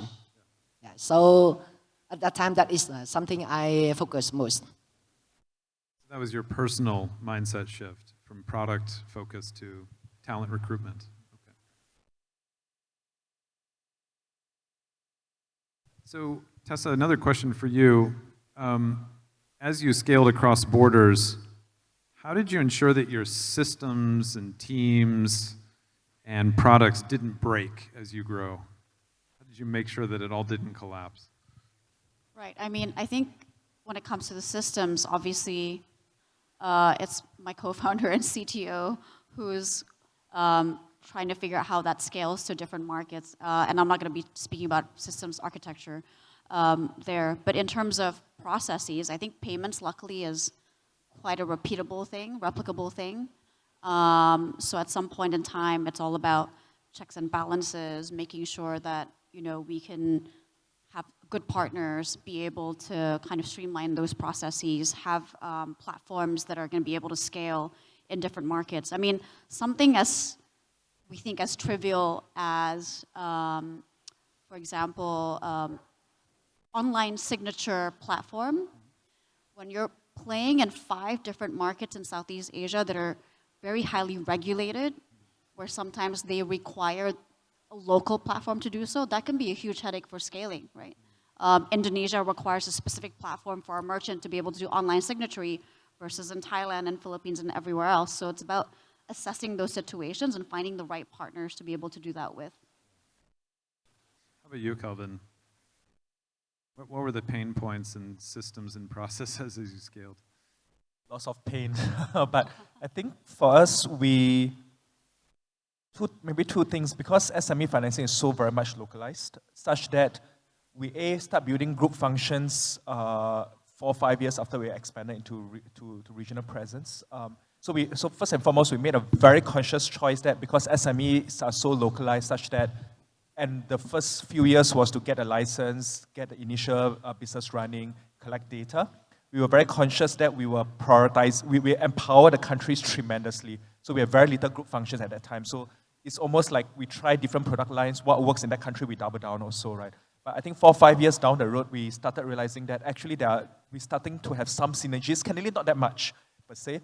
But so we started creating group functions. For example, instead of a credit head, I have group risk, also managing portfolios, so and so forth, right? So I think that is and then instead of having multiple sub-product lines or subsystems also, we started consolidating more also.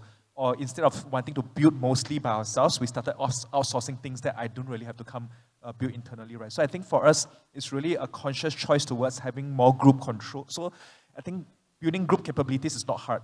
The question is, how do you take back power from the countries to the group level? That makes it sensitive for someone who has been doing that and doing decently well, right? So I think for us, it's really making sure that the group functions provide value and value that's subsequently attributable back to the business units in terms of cost savings, in terms of helping you to achieve targets that helps us to get there.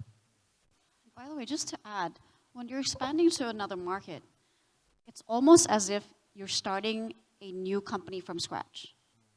So for us, like it wouldn't be practical, for example, to put in all the processes we have in Indonesia when we're expanding to Thailand, when there are people who are double, triple heading, right? There's not a separate financial operations department to finance department. We're all doing the same thing. So sometimes it's about taking practical decisions.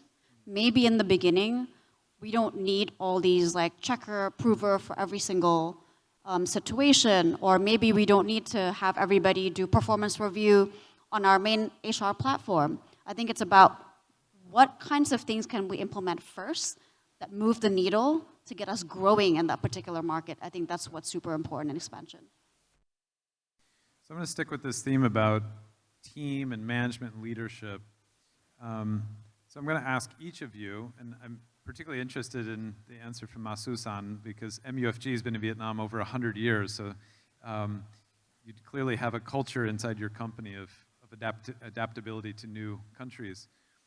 But what kind of characteristics do you need from your leadership team to work across different cultures and different countries? And so. Thank you very much. I think it is clear communication, clear and transparent communication. It is quite essential for the leadership in our organization because we already expand our business to more than 40 countries.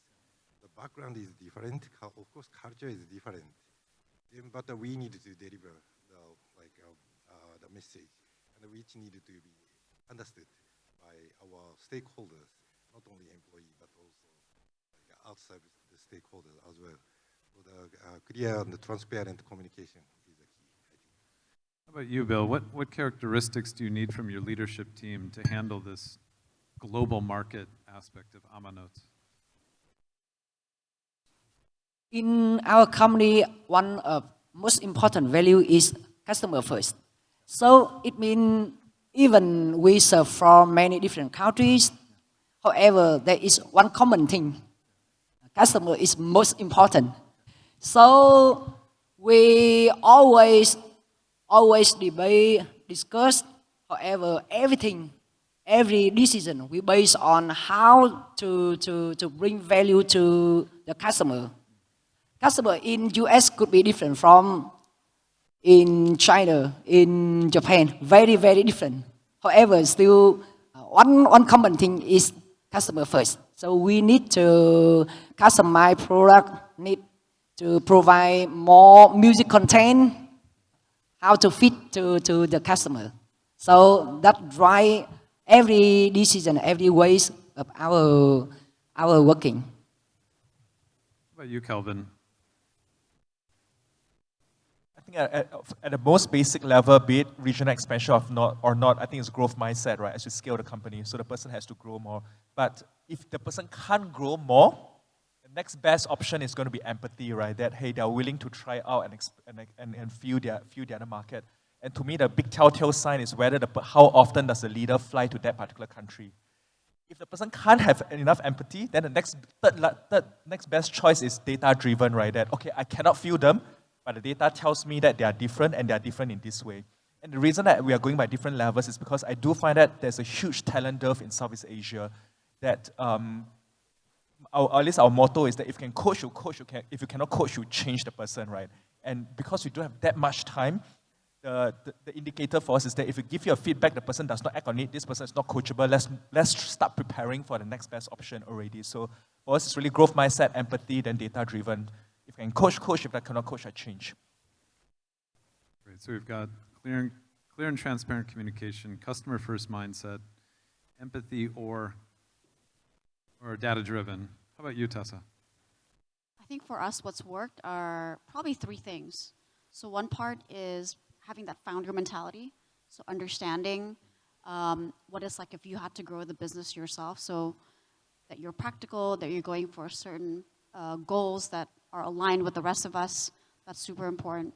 The second part is we tend to look for folks who are experts in their field, right? Like someone who's been managing risk for other regional or global players, someone who's been managing customer success for regional or global players as well, who already know how to implement certain processes or certain framework within the company. And then I think the third piece would be someone who has an independent mindset, who doesn't need to be micromanaged and who can really move to help add value to the company, I think is also extremely important. Great, thanks. So one of the things that we witnessed as Mekong Capital when we invested in FPT Soft almost 20 years ago now was when they initially started to try to find new customers in California, Japan, or Korea. They sent their Vietnamese team to go do sales in those markets. And it didn't work very well at first. And then when FPT Soft changed to hiring local leadership, particularly in sales, their sales really started taking off. So that was an experience that we had at Mekong Capital with FPT Soft. I'm curious, when you think about hiring those first people in your new market, are you thinking, I'm going to send someone from my home team, or I'm going to hire someone local from that country? And Bill, I don't know if you have many people outside of Vietnam, but if you have people overseas, then please answer that question as well. So. For now, our office is still based in Vietnam. However, we also try to attract many global talents come to Vietnam. As well, we also try to work with hybrid model. So for now, we open with remote working. About the talents, how to attract global talent, of course, that is not easy, very challenging. For some people, we are lucky. They want to change the atmosphere. They want to know more about Vietnam. So that is easy case. However, usually that is much more challenge. So for me, usually, if we want to attract global talent, something very important. The first, we can train the mission, the core purpose. The core purpose is very clear, and we should be aligned with some key core value. For example, in our company, customer first, transparency is our very key values. Beside it, for me, for the red talent, that is not easy for human resource team to go and attract. Usually, we need to go out. And last year, I come to a lot of countries and meet a lot of talents. Yeah. So we build our own network, talent network. From that, we will sell our dream, our vision, and attract the first key talents. Of course, we also need the support from HR team. Thanks, Bill. How about you, Tessa? So I think it's correct. We need to think about two things. One part is how do we find someone who understands the market? So usually we look for someone externally to come in who can tell us, hey, what is Philippines like? What is Thailand like?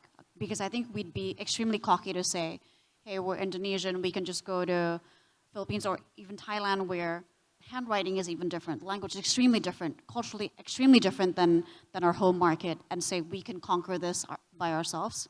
I think that's super important. But the second part is what's always worked is to pair that person with someone who's been at Zenit a very long time, ideally from kind of the early stages when we were just around in one market, because Zenit, and I'm sure every company has its own quirks, every company sort of operates internally in a very distinct way, right? The way we ask for resources for product is very, very tricky. The way we speak to one another, communicate is also very tricky.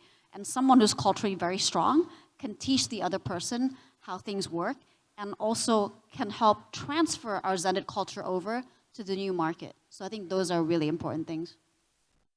How about you, Calvin? How did you staff your new country offices? I think similar to what Tessa and to an extent what Bill said is that we use both. We prioritize locals a lot because SME finance is such a localized business.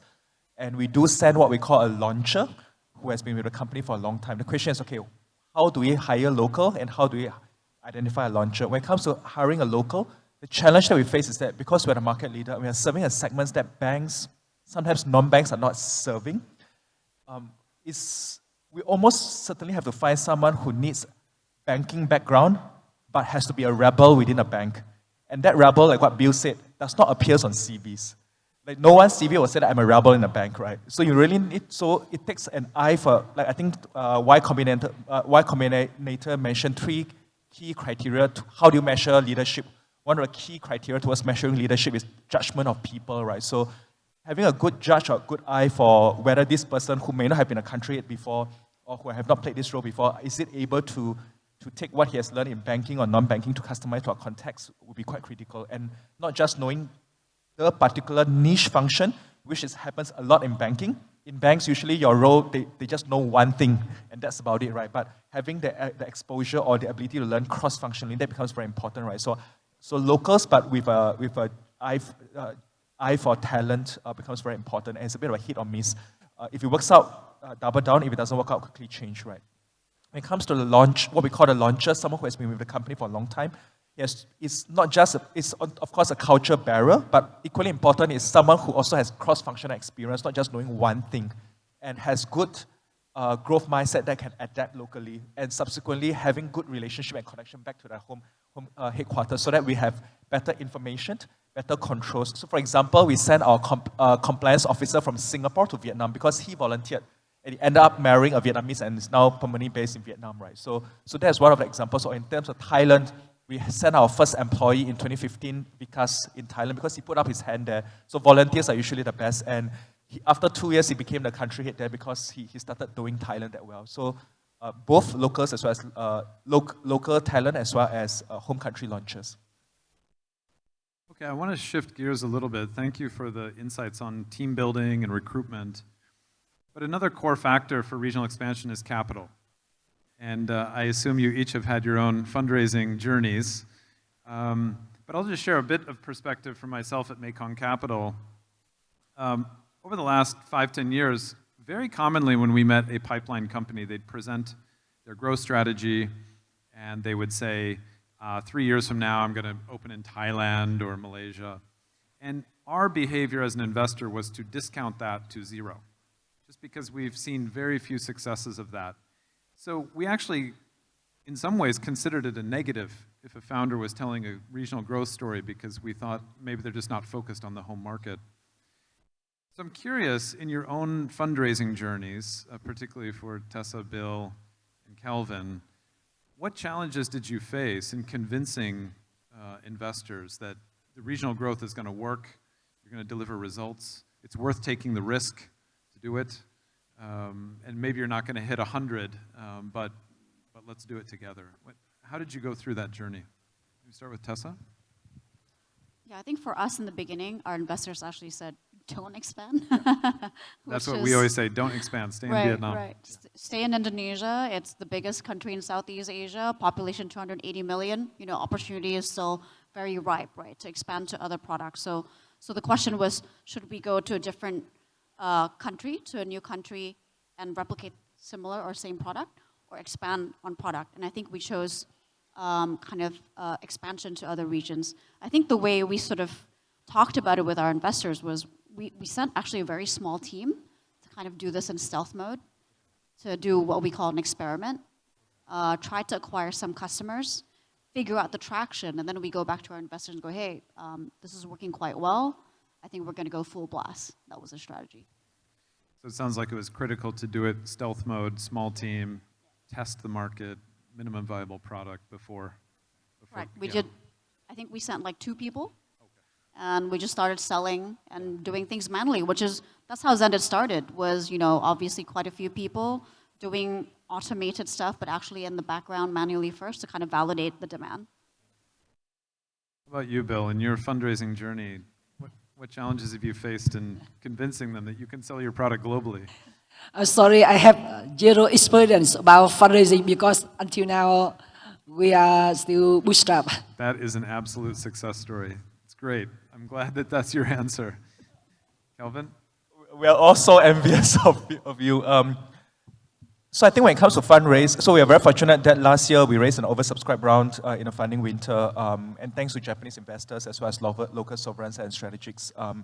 But when we did a forecast, candidly, we did not forecast much for new markets like Thailand and Vietnam, even though we have been in Thailand and Vietnam for almost 2-3 years or so. And because our experience is that the first 2-3 years, new market is just money burning, right? Like you can burn less, but unlikely for you to be profitable in the new markets or so, right? So that's why we actually count Singapore, Indonesia, Malaysia, our core markets as 80-90% of our overall growth or so. And then Thailand, Vietnam as a bit of a kicker or optionality that it will work out and show if it works out what it would be also. So actually we discount it, we didn't pitch much about the new markets. Masao-san, when you think from your perspective as a financial institution, when you meet potential corporate clients and they're thinking about a regional growth story, what do you think they need to do to differentiate themselves, to sell their story to you, to get your lending? Thank you very much. Last week, I joined the Partnership for Green Growth Summit in Hanoi. Then in that summit, I heard the statistics like 4,000 startups is in Vietnam, and 2 unicorns whose value is more than $1 billion, and 11 enterprises which value is more than $1 million. So considering those numbers, I think it's quite challenging to differentiate each company's service from others. But from a commercial bank point of view, the most important thing is, I think there are 2 things. First one is the strong commitment to the client demand, and also the result-oriented approach to the market. This is quite important for us to see each company's profile. Great, thank you. Okay. I would like to switch, maybe to invite each of you to just tell a bit of a story. What was the single biggest lesson you learned from your regional expansion, your global expansion, selling to global markets? Maybe a way to think about it is, if you could go back in time and do it all over again, what would you do differently? Or would you do it exactly the same way you did it? Is there any key lesson you've learned from the process thus far? Maybe start with Kelvin.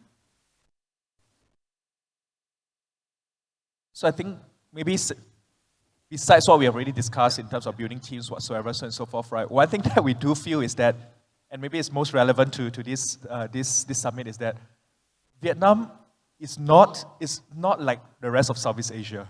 It's very, very different. And in that, because we have taken the same model to expand and quite successfully in Singapore, Indonesia, Malaysia, even Thailand, we find that Vietnam is actually very, very different, maybe closer to East Asia more so than Southeast Asia. And the key lesson for us is really scaling in Vietnam a lot more slower.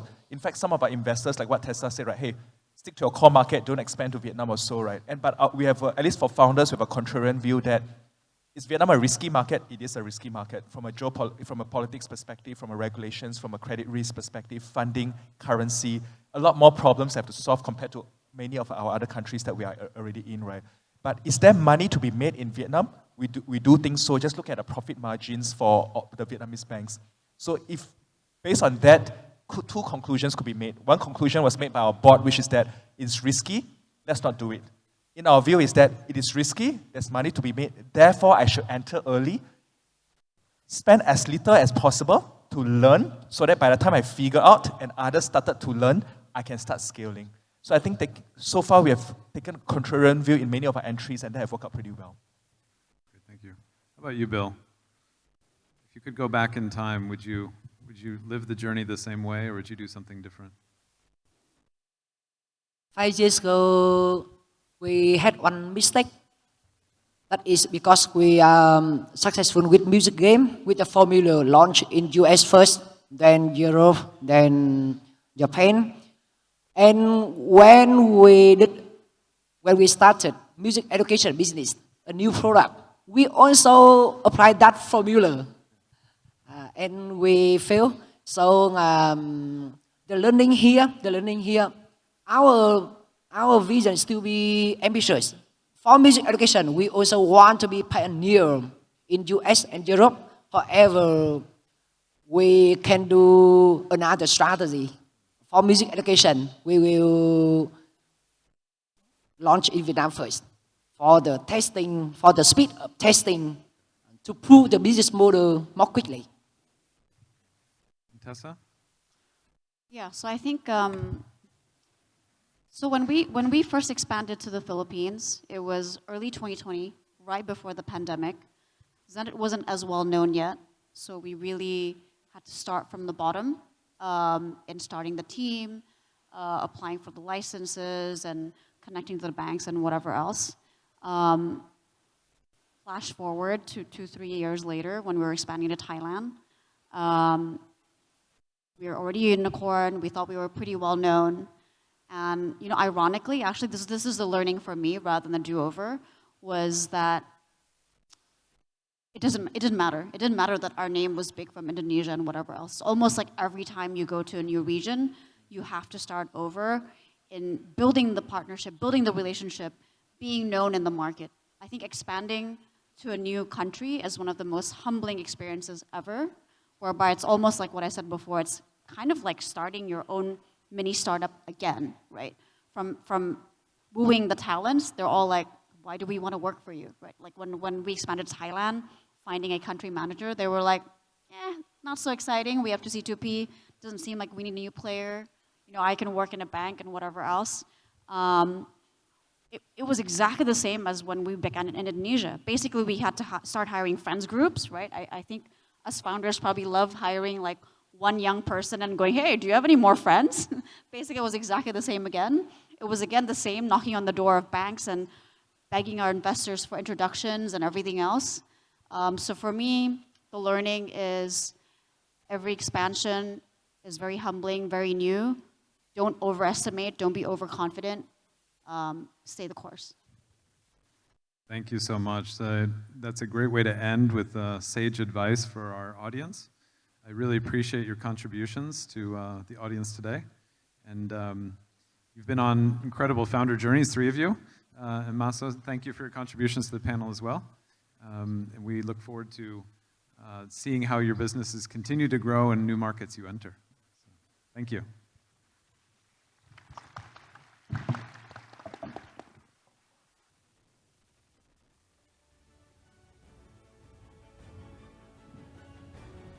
Vâng, xin quý vị hãy dành những tràng pháo tay lớn hơn nữa để chúng ta gửi lời cảm ơn tới các diễn giả đại diện cho Zenit, Amanat, MUFG, Funding Society, và xin cảm ơn ông Chad Oval đến từ Mekong Capital đã giúp chúng tôi điều phối phiên thảo luận vừa rồi. Xin trân trọng cảm ơn. Kính thưa quý vị, phiên thảo luận tiếp theo trong chương trình ngày hôm nay thì sẽ xoay quanh một chủ đề mà tin chắc là nhiều người trong số quý vị sẽ quan tâm và hào hứng. Đó là về tương lai của các công ty ứng dụng trí tuệ nhân tạo tại Việt Nam. Khi mà trí tuệ nhân tạo đang phát triển với tốc độ hàm mũ thì có nhiều đóng góp quan trọng vào hoạt động sản xuất, kinh doanh, dịch vụ và đời sống con người. AI có khả năng mở ra giai đoạn tăng trưởng kinh tế tiếp theo cho Việt Nam. Và để tìm hiểu cụ thể hơn về những tiềm năng của ngành công nghệ AI, ngay sau đây chúng tôi sẽ mời lên sân khấu các vị diễn giả sẽ tham gia, chia sẻ và thảo luận xoay quanh chủ đề này. Xin được mời lên sân khấu tiến sĩ Vũ Duy Thức, đồng sáng lập và giám đốc điều hành của Omni Lab.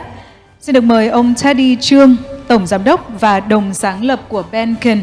Xin được mời ông Trung Dương, giám đốc của Lex Engine, và ông Santos Mahendiran, giám đốc dữ liệu và phân tích của Techcombank sẽ lên sân khấu. Và người sẽ giúp chúng ta điều phối phiên thảo luận này, chúng tôi xin được giới thiệu và mời lên sân khấu ông Don Phan, chuyên gia khởi nghiệp của Google Cloud. Xin quý vị dành một tràng pháo tay thật lớn để chào đón các vị diễn giả và điều phối viên của chúng tôi trên sân khấu ạ.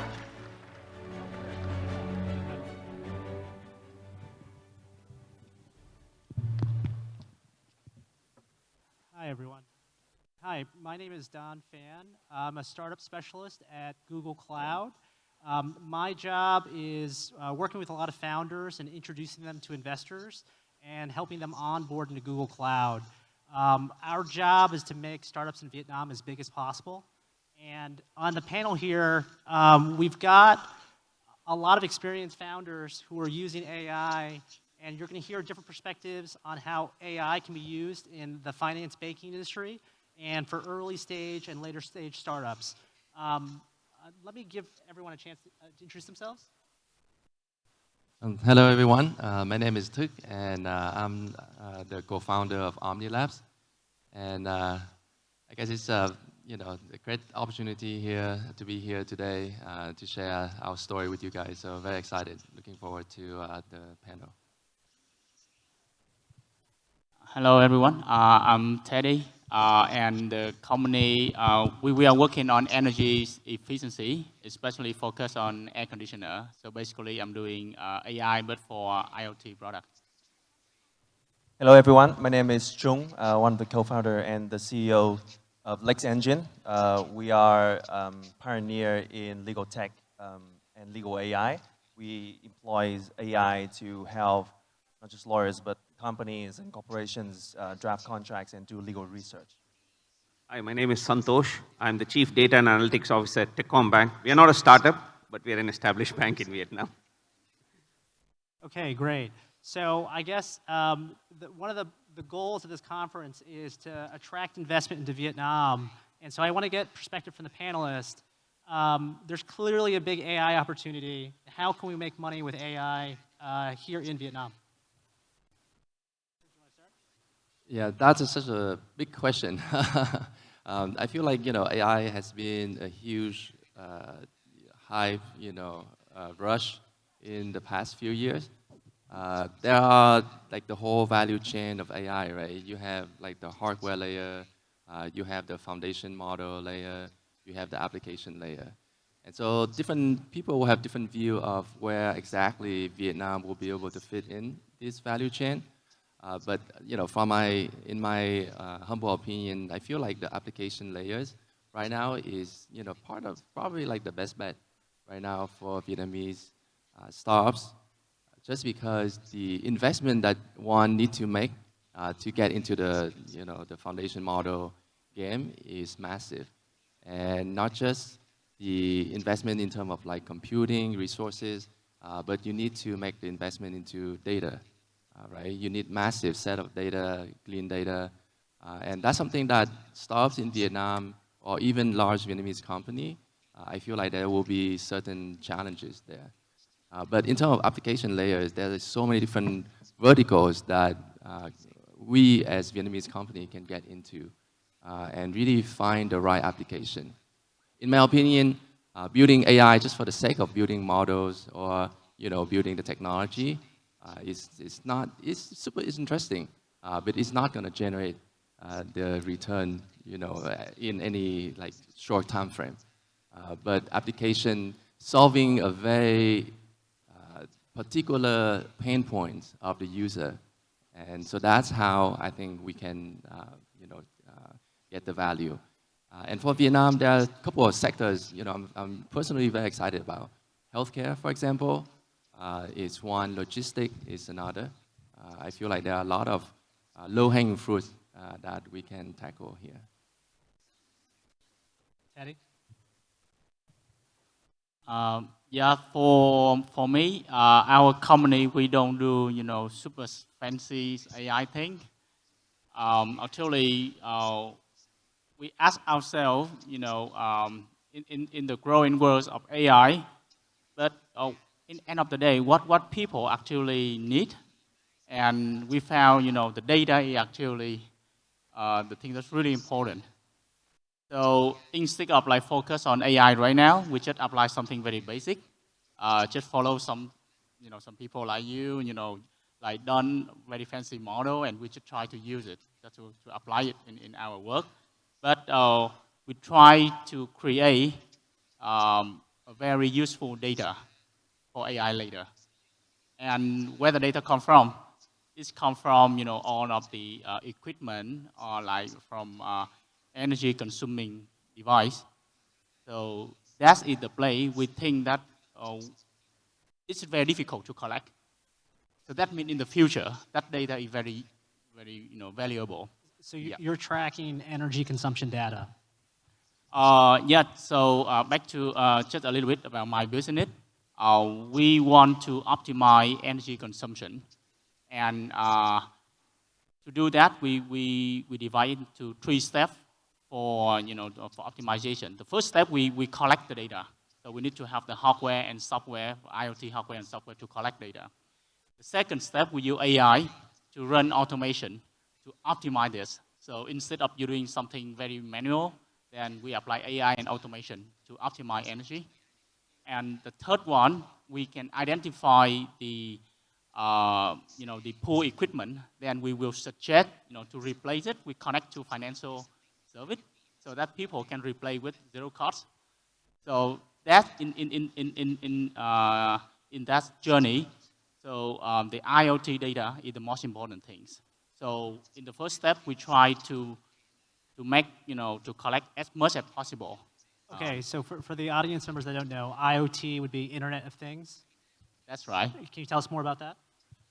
For Internet of Things, basically every device, every equipment today, it needs to be connected. It needs to be centralized, managed.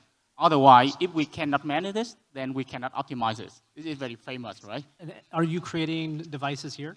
Yeah. So I have a strong background in hardware development. So, so back to like 10 years ago, we did development in Vietnam, but also do outsourcing and manufacturing in China. Recently, we bring on the manufacturing to Vietnam so that we can manufacture in Vietnam and use the software engineer resource in Vietnam too. Okay, so I see that there are a lot of young students here. I would love to hear from the founders here. How should founders who have technical skills think about software versus hardware startups here? It sounds like you're favoring the application layer, probably less so the hardware layer. Is that right? Yes. So there is a saying that hardware is hard, and robotics even harder. So it's actually very, very challenging. It's like a whole different ball game between hardware and software. Because with hardware, you need a lot of different expertise to come together, right? You need to do, not only the hardware, you need the firmware, you need the software layer, you need the cloud management, you need the AI, operating this machine. And then, once you prototype these hardware products, right, you need the capital in order to prototype them. You need to get them into the hand of the consumers, the customers, so that to get feedback. And then you need to iterate. Right? All of these take a lot of time and a lot of capital investment. And so, to me, I feel like the hardware companies are facing a lot of challenges along the way. But on the flip side, hardware companies have a massive moat in terms of defensibility, right? When it comes to the market, when it comes to the technology. So I guess finding the right balance, where you have the advantages, where you have the support, where you have patient capital to help you grow, that's the way that you can actually leverage all of these to build a successful hardware company. So without that, I think software is still a safer bet. Okay, so I think this is something that Taddy and I had talked about earlier. Taddy actually came from the startup that proves the rule, Misfits Wearable, one of the early hardware success stories out of Vietnam, and you spent time in Taiwan as well. Yeah. So will you please share your experiences? Yeah, I would like to add some more thing about your comment about hardware and software. Because we work in consumer electronic before, it's super challenging if we trying to sell the hardware only. And you can see right now, all the big manufacturers, they try to protect themselves by the ecosystem, right? Or they try to introduce more software and service into that hardware product. So similarly, I got lots of experience, from when I was in big corp, also in Taiwan. And for the current product, I just want to make sure that the hardware is kind of like the gateway, where it help us to deliver, our value to customer, and that value actually the software value, and AI on put into the software. So that is somehow in the middle of the thing that you mentioned, and between hardware and software. So that is the bridge from us to customer. Great. I'd love to hear from Chụp, and please tell us what you're doing. This is actually probably closer to my day-to-day AI use. Oh, for Lex engines, what we are doing is we building what we call the operating system for the legal world, like Microsoft Office, like Windows for computers, like Python for coders and programmers. So what we are trying to do is to build a operating system for not just lawyers but companies who have like legal departments and legal need for like advices and drafting contracts and so forth.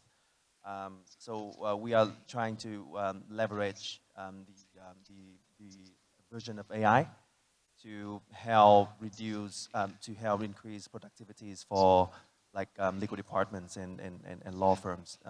So like what we have seen is that even like big companies in Vietnam, like in corporations, they spend like more than tens or even $20 million per year for legal fees, and the legal department is always known as like the cost center of the company. So what we're trying to do is to solve the pain point. I mean, lawyers and legal counsels have a lot of pain points, so that's why you see they have a lot of gray hairs. Part of our mission is to reduce the costs and increase productivities for the people in the legal world. Okay, so I imagine there are a lot of young people here who are considering careers in law and finance, and I hear a lot about how AI is going to disrupt these industries. What are the risks and opportunities in law and finance? And I want to hear from Chůp and Santosh.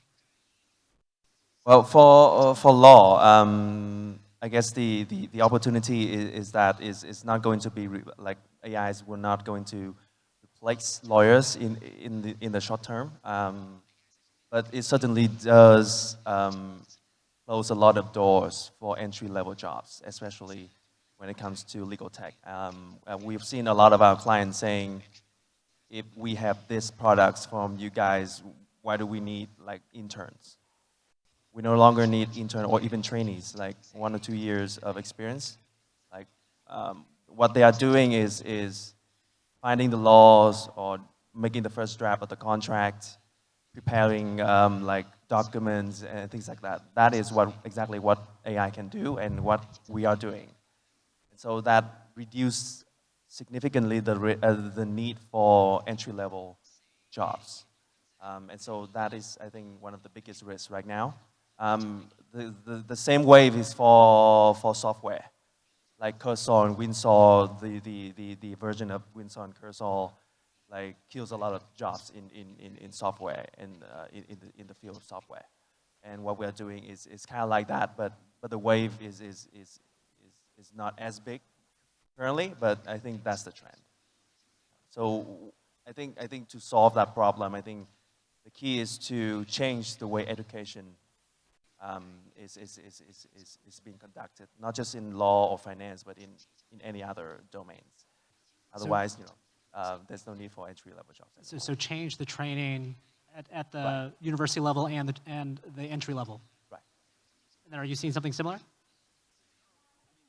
I think first of all, from an AI perspective, Techcombank is, we are the incumbents, right? And the biggest question is, can elephants dance?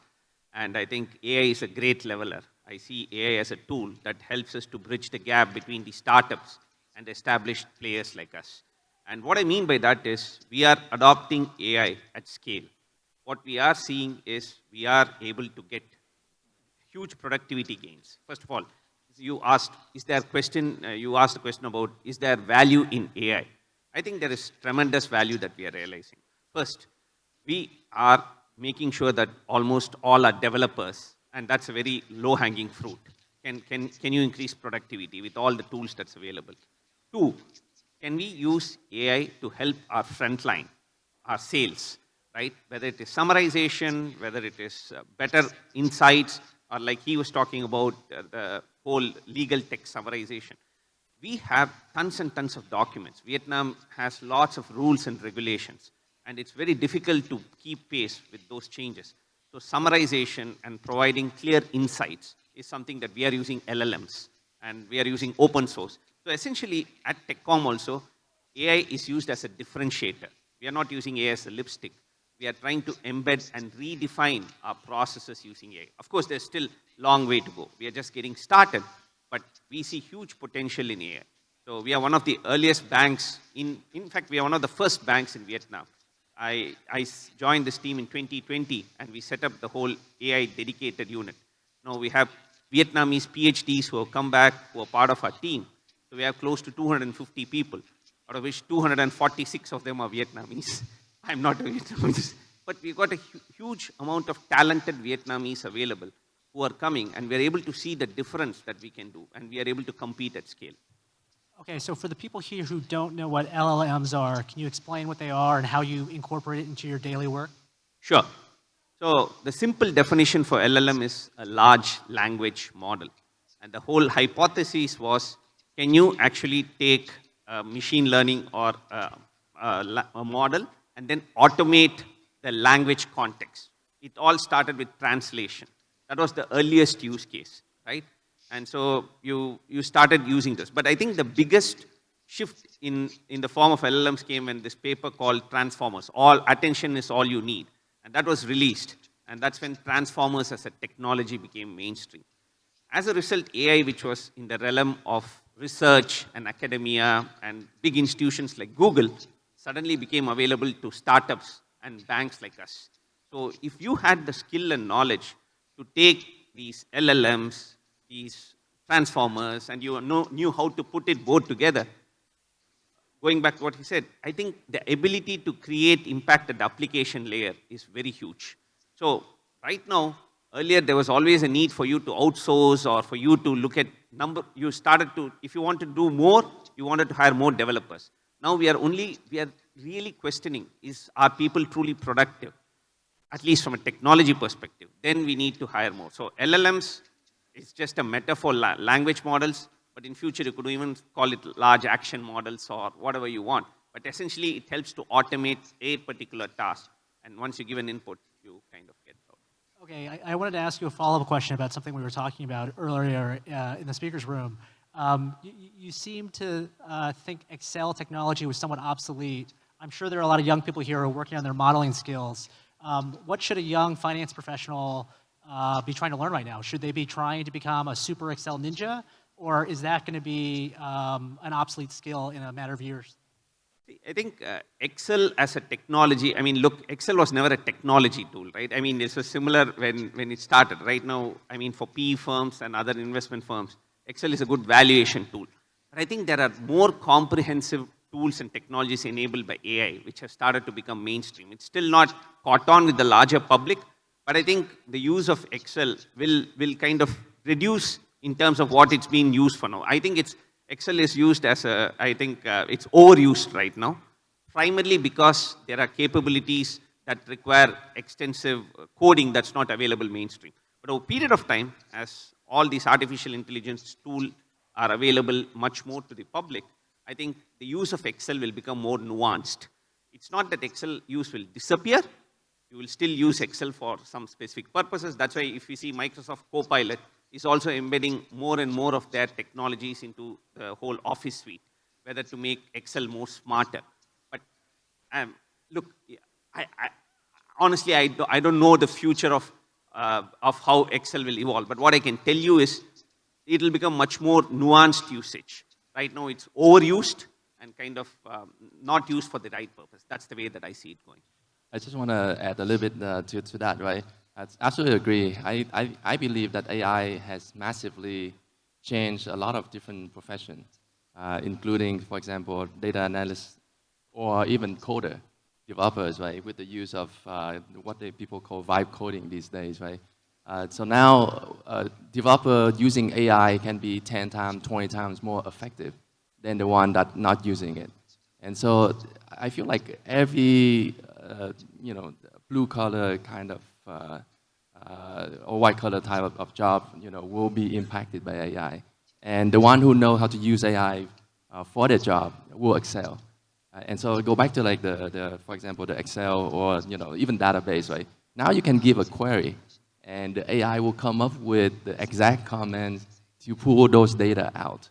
And so you don't need an intern, you don't need a specialist to go and code these comments anymore. And so those are the impact that already happening. That's great. Santosh, I wanted to ask you, for the talented AI engineers here, if they're coming in and they're looking at the massive scale of Techcombank, what can Techcombank offer AI engineers? So I can put this as a recruiting pitch. We are always looking for talented people. We have an insatiable appetite. We, in fact, recently we went all across Vietnam and recruited around 30 to 40 smart engineers. So the reality is, we think AI engineering is going to percolate every aspect of banking. So we have AI engineers who will eventually work in finance, AI engineers who will work in marketing. So AI as a skill is very important. I think the key message is, how do you use AI to derive a business outcome? It's not about the tool itself, right? I think the key idea is, do you know how to drive a business outcome? If that business outcome is well known, and you can use the tool to drive that, those are the kind of people we are looking at. And as Chong rightly said, I think the reality is, right now, all the answers are available, thanks to AI. The thing that is most important is, do you know the right questions to ask and how to get the answers? LLMs, ChatGPTs, Claude, Llamas, all of them have the answers. But do you know how to get to the answer by asking the right questions? I think that skill is going to be pretty relevant. And then you must know how to synthesize. And so this would be like a prompt engineer. Yeah, prompt is a very rudimentary way of putting things, but you must know more than just prompting, right? Because you also need to understand what questions to ask, which means you need to have a little bit of depth. So critical thinking, going deep in knowledge is more important than just, earlier you had this rote where you just needed to memorize things. But right now, the big question is to understand and ask the right question. Even if you don't know the answer, because AI will give you the answer, but you need to ask the right question to get the answer. I think that's where the skills, and those are the kind of skills we are looking for. So it's going to be a skill-based economy. So whichever skill, it's just not AI engineers we are looking for, but any discipline, whether you do marketing, history, or economics, it doesn't matter. Of course, you should know how to use AI, but more importantly, you have the critical skill to ask the right question. I think that's what we are looking for. Okay, so in the time left, I would love to hear how you guys are using GPUs. And whoever answers first, please explain to the audience what a GPU is. Anyone? Doctor? So we actually use quite a bit of TPU and GPU. Omni Labs, we have been developing robots for healthcare to automate different tasks in healthcare. And one of the areas that's quite exciting is that the robots need to be able to interact with the environment in real time, right? And in healthcare, in hospital, a lot of time you don't have internet connection. And so you cannot, upload, use the API in the cloud. And so what we did was that we deploy a lot of AI on the edge. So basically using TPU, we're actually using Google Coral Card for our robots for computer vision, for path planning, for small, easy interaction, communication with the user. And so because of the TPU has very low power consumption, and it's not dependent on the cloud, on like a bigger machine GPU, right? So now a robot can carry that TPU and run around in the hospital. And whenever they need to say update and get connected again, then that's when we can upload all the training data to fine-tune, optimize the model in the cloud, and then redeploy the model onto the robot. So I feel like that's another area that seems quite exciting, especially probably you doing the same thing, right? Yeah, quite similar. And I could say that, from a hardware perspective, I really happy, when seeing the, every company, they develop like AI application and AI tool so that, we can use it in a very easy way. For example, back to even 10 years ago, when we want to develop some AI application for camera, for example. So we have to do almost like everything from scratch. And right now, we can, just collect the data. We use some, pre-training model from Google Cloud. We build a model. We customize for some very specific hardware. For example, I'm a big fan of Qualcomm hardware. So I'm try to optimize with Qualcomm. And I use that Qualcomm hardware as we call the AI edge, as you were mentioning. When there is no internet and, that's AI system still running. So when you look at the whole cycle, it's really different. Long time ago, we have to develop from the hardware we have. But right now, we develop on the cloud, and then we download it into the hardware. And that hardware is, somehow fully supported by Qualcomm, NVIDIA, some big guy. So that should make our life, our engineering life easier. So I'm super exciting, and I think for many students out there, they don't have to worry about the complexity of the hardware development. It's only need only learn about AI in general way. Even like some guy from Techcombank, you didn't know anything about the hardware, but suddenly and then you have the application. You want to improve your customer experience. And you think, oh, I have to recognize the people when they arrive, and if customer like the red color, you turn the light, turn to red, right? Long time ago, it's very difficult to do it. And right now, you can do almost everything on the cloud, and you just download things like that into the hardware. And, with just very small cost, we can enable such kind of thing in the AI world. So that's super exciting. Okay, looks like we don't have that much time left, but I wanted to ask Dr. Tuk, you and I met probably 12, 13 years ago. You had just sold a company, and it sounds like you just sold one recently. Please tell us what you sold, and please share any lessons with the founders of the audience. Thank you, Don. Yeah, so OmniLab, we just exited last year, and it's been a fascinating journey. A lot of learning, a lot of growing. We develop and manufacture robots for healthcare. We deploy more than 4,000 robots worldwide. I think for hospital in the US, we have over 100 hospitals as our customers. And we have been focusing a lot on disinfection, telemedicine, and getting into logistics. And last year, a US public company acquired us so that they can expand into the healthcare market. And so I guess, in terms of learning, probably I can spend hours to talk about this. But I think it comes back to the fundamental point, right? Building the product for the right pain points for the customer is the key for any startups that want to become successful. Don't build the technology just for the sake of technology, but start from the problems and see how you can bring the value with your technology. And if you get into hardware, be very mindful or aware that it's going to be a very challenging road. And so you need a lot of resources, you need a lot of support. Patient capital, right, is, for example, very important here. You need some investor that will go a long way with you for 5 years, for 10 years, because it takes a lot of time to develop and manufacture and then deploy the products. Yeah. So it sounds like your experience was in the US, but you're here now. How can we encourage more people like you who get degrees overseas and then come back? How can we get you to be in Vietnam, and does it even matter? Yeah, absolutely. So I actually have seen a huge number of people in the US coming back to Vietnam. Vietnam has a lot of advantages, right? Growing market, huge talent pool that, at a very affordable cost. But also there are certain nuanced advantages. For example, the support of the government, certain data set that actually very unique and easy to access in Vietnam. Like for example, healthcare. You know, if you want to build a healthcare AI product in the US, it's going to take you years and a lot of capital. But in Vietnam, you can actually work with the hospital. You can get the doctor to help you, label the data, right, at a much lower cost. And so these are the advantages that only Vietnam will be able to offer.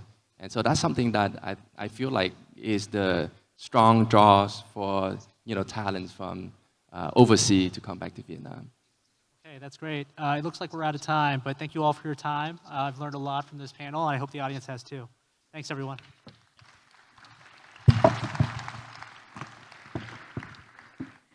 Vâng, xin quý vị hãy dành thêm một tràng pháo tay thật là lớn nữa cho các diễn giả đại diện cho All New Lab, cho Benkin, cho Lex Engine, cho Techcombank và xin được cảm ơn Don Phan từ Google Cloud đã hỗ trợ chúng tôi điều phối phiên thảo luận vừa rồi. Vâng thưa quý vị, và với nội dung thảo luận vừa rồi của các vị diễn giả và điều phối viên cũng chính là những nội dung khép lại cho diễn đàn ngày hôm nay. Và ngay sau đây thì chúng tôi xin được mời lên sân khấu đại diện của hai đơn vị tổ chức đã đồng hành và kiến tạo nên sự thành công của Diễn đàn Đầu tư Đổi mới Sáng tạo Việt Nam năm 2025.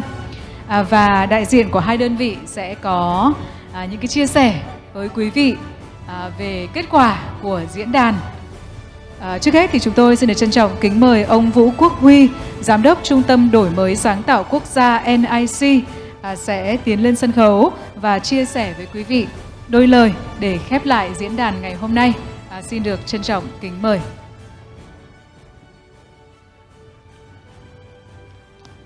Vâng, xin quý vị hãy dành một tràng pháo tay để chào đón đại diện của một trong các đơn vị tổ chức diễn đàn năm nay trên sân khấu ạ.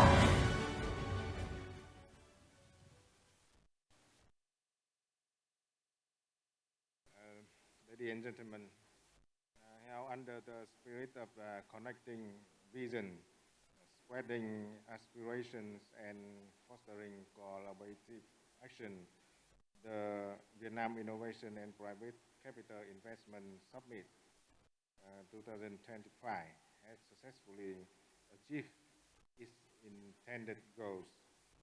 I'd like to express my gratitude to all of your presence and heartfelt contributions, which have played a vital role in the success of the summit.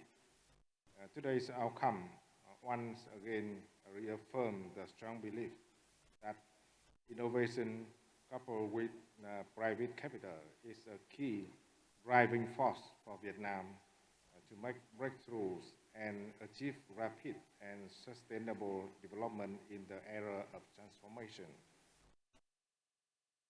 The insights and discussion shared at the summit have vividly illustrated the positive shift in investment capital flows.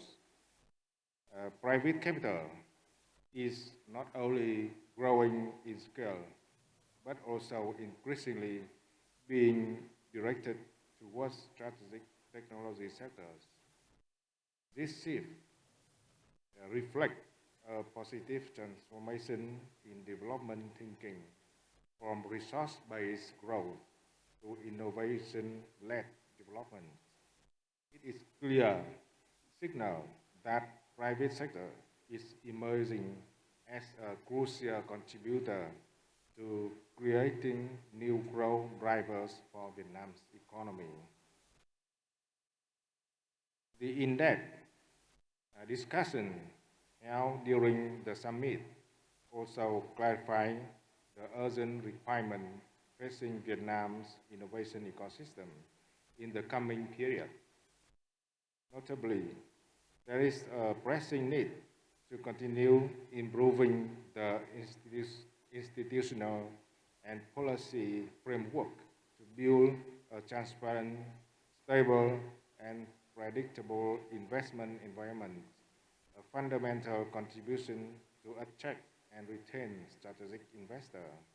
In addition, the discussion emphasized the importance of sectoral collaboration, particularly in expanding effective cooperation models between the government, research, and training institution, enterprise. Such collaboration is key to shortening the path from ideas to application, from research to market, and to building a high-quality workforce ready to meet the demand of knowledge-based economy.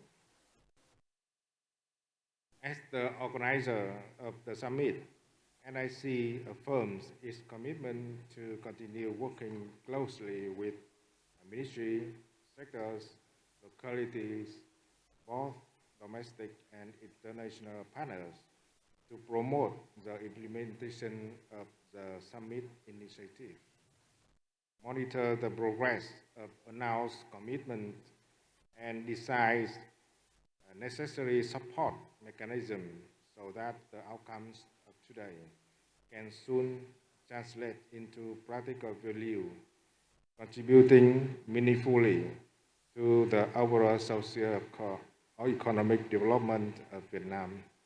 Once again, I would like to express my sincere thanks for your presence, support, and invaluable contribution.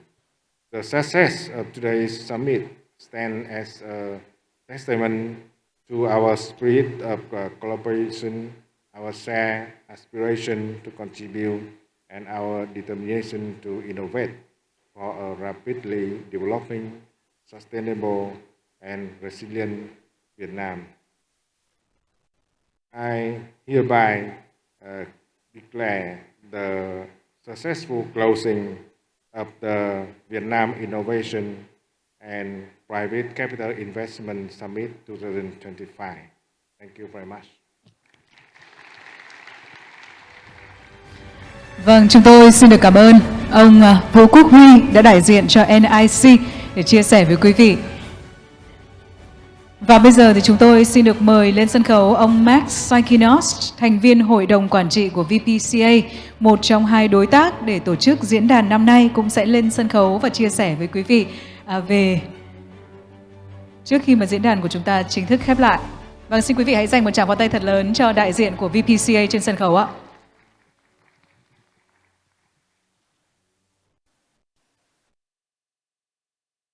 Ladies and gentlemen, as we come to the close of this landmark Vietnam Innovation and Private Capital Summit, I want to take a moment to reflect, not just on what we discussed, but on what we ignited together. Over the past day, we've witnessed the energy, the ambition, and the alignment of an ecosystem, stepping confidently into its next chapter, and of a region ready to collaborate more deeply than ever before.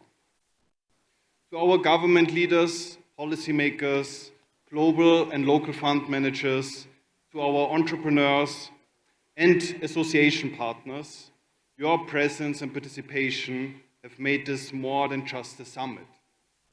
You've made it a signal to the world that Vietnam is no longer just a frontier, it is a future leader. One of the summit's defining moments was the signing of MOUs between NIC, VPCA, and our friends from Singapore, so SVCA, from Korea, KVCA, and Hong Kong Venture Capital Association, collectively representing over $5 trillion of assets under management. This partnership is more than symbolic.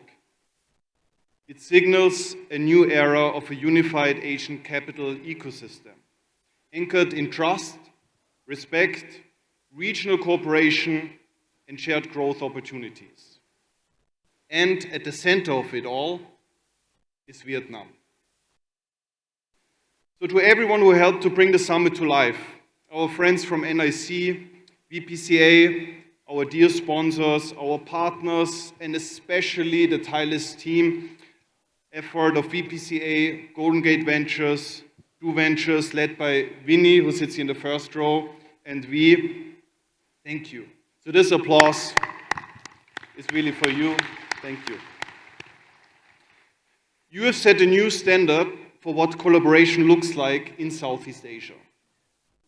So let us leave this room not just inspired, but committed to scale what matters and to build together a Vietnam that leads. The capital is ready. The innovation is here. The time is now. Thank you and see you at the next summit. Vietnam, go Lên.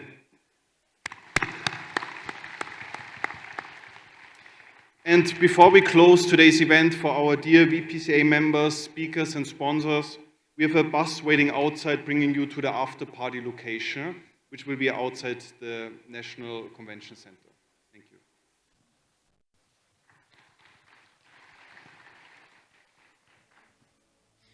Vâng, quý vị hãy dành cho ông Max Saikinos của chúng ta thêm một tràng pháo tay nữa được không ạ? Vâng. Và những chia sẻ vừa rồi của đại diện các đơn vị tổ chức thì cũng đã chính thức khép lại Diễn đàn Đầu tư Đổi mới Sáng tạo Việt Nam 2025. Thay mặt cho ban tổ chức thì chúng tôi xin được gửi lời cảm ơn trân trọng nhất tới Bộ Tài chính, đơn vị chủ trì của sự kiện đã ủng hộ và tạo điều kiện thuận lợi nhất để diễn đàn ngày hôm nay diễn ra thành công tốt đẹp. Một lần nữa xin được nhiệt liệt gửi lời chúc mừng tới các đơn vị tổ chức sự kiện là NIC, VPCA, Quỹ Golden Gate Ventures và Quỹ Do Ventures. Quý vị đã phối hợp chặt chẽ và rất chuyên nghiệp để mang đến một diễn đàn chất lượng và hiệu quả. Chúng tôi cũng xin được gửi lời cảm ơn chân thành nhất tới tất cả các vị diễn giả đã tham gia và chia sẻ với chương trình ngày hôm nay. Xin được cảm ơn các điều phối viên đã đồng hành cùng với chúng tôi trong chương trình. Chương trình ngày hôm nay khép lại nhưng chúng tôi hy vọng là sẽ mở ra những cơ hội kết nối. Chúng tôi mời quý vị sẽ tiếp tục tham quan và dành thời gian để kết nối, mở rộng mạng lưới cũng như xây dựng các mối quan hệ giá trị trong khu vực. Và chúng tôi hẹn gặp lại quý vị trong các diễn đàn tiếp theo. Một lần nữa thì trân trọng cảm ơn và hẹn gặp lại quý vị.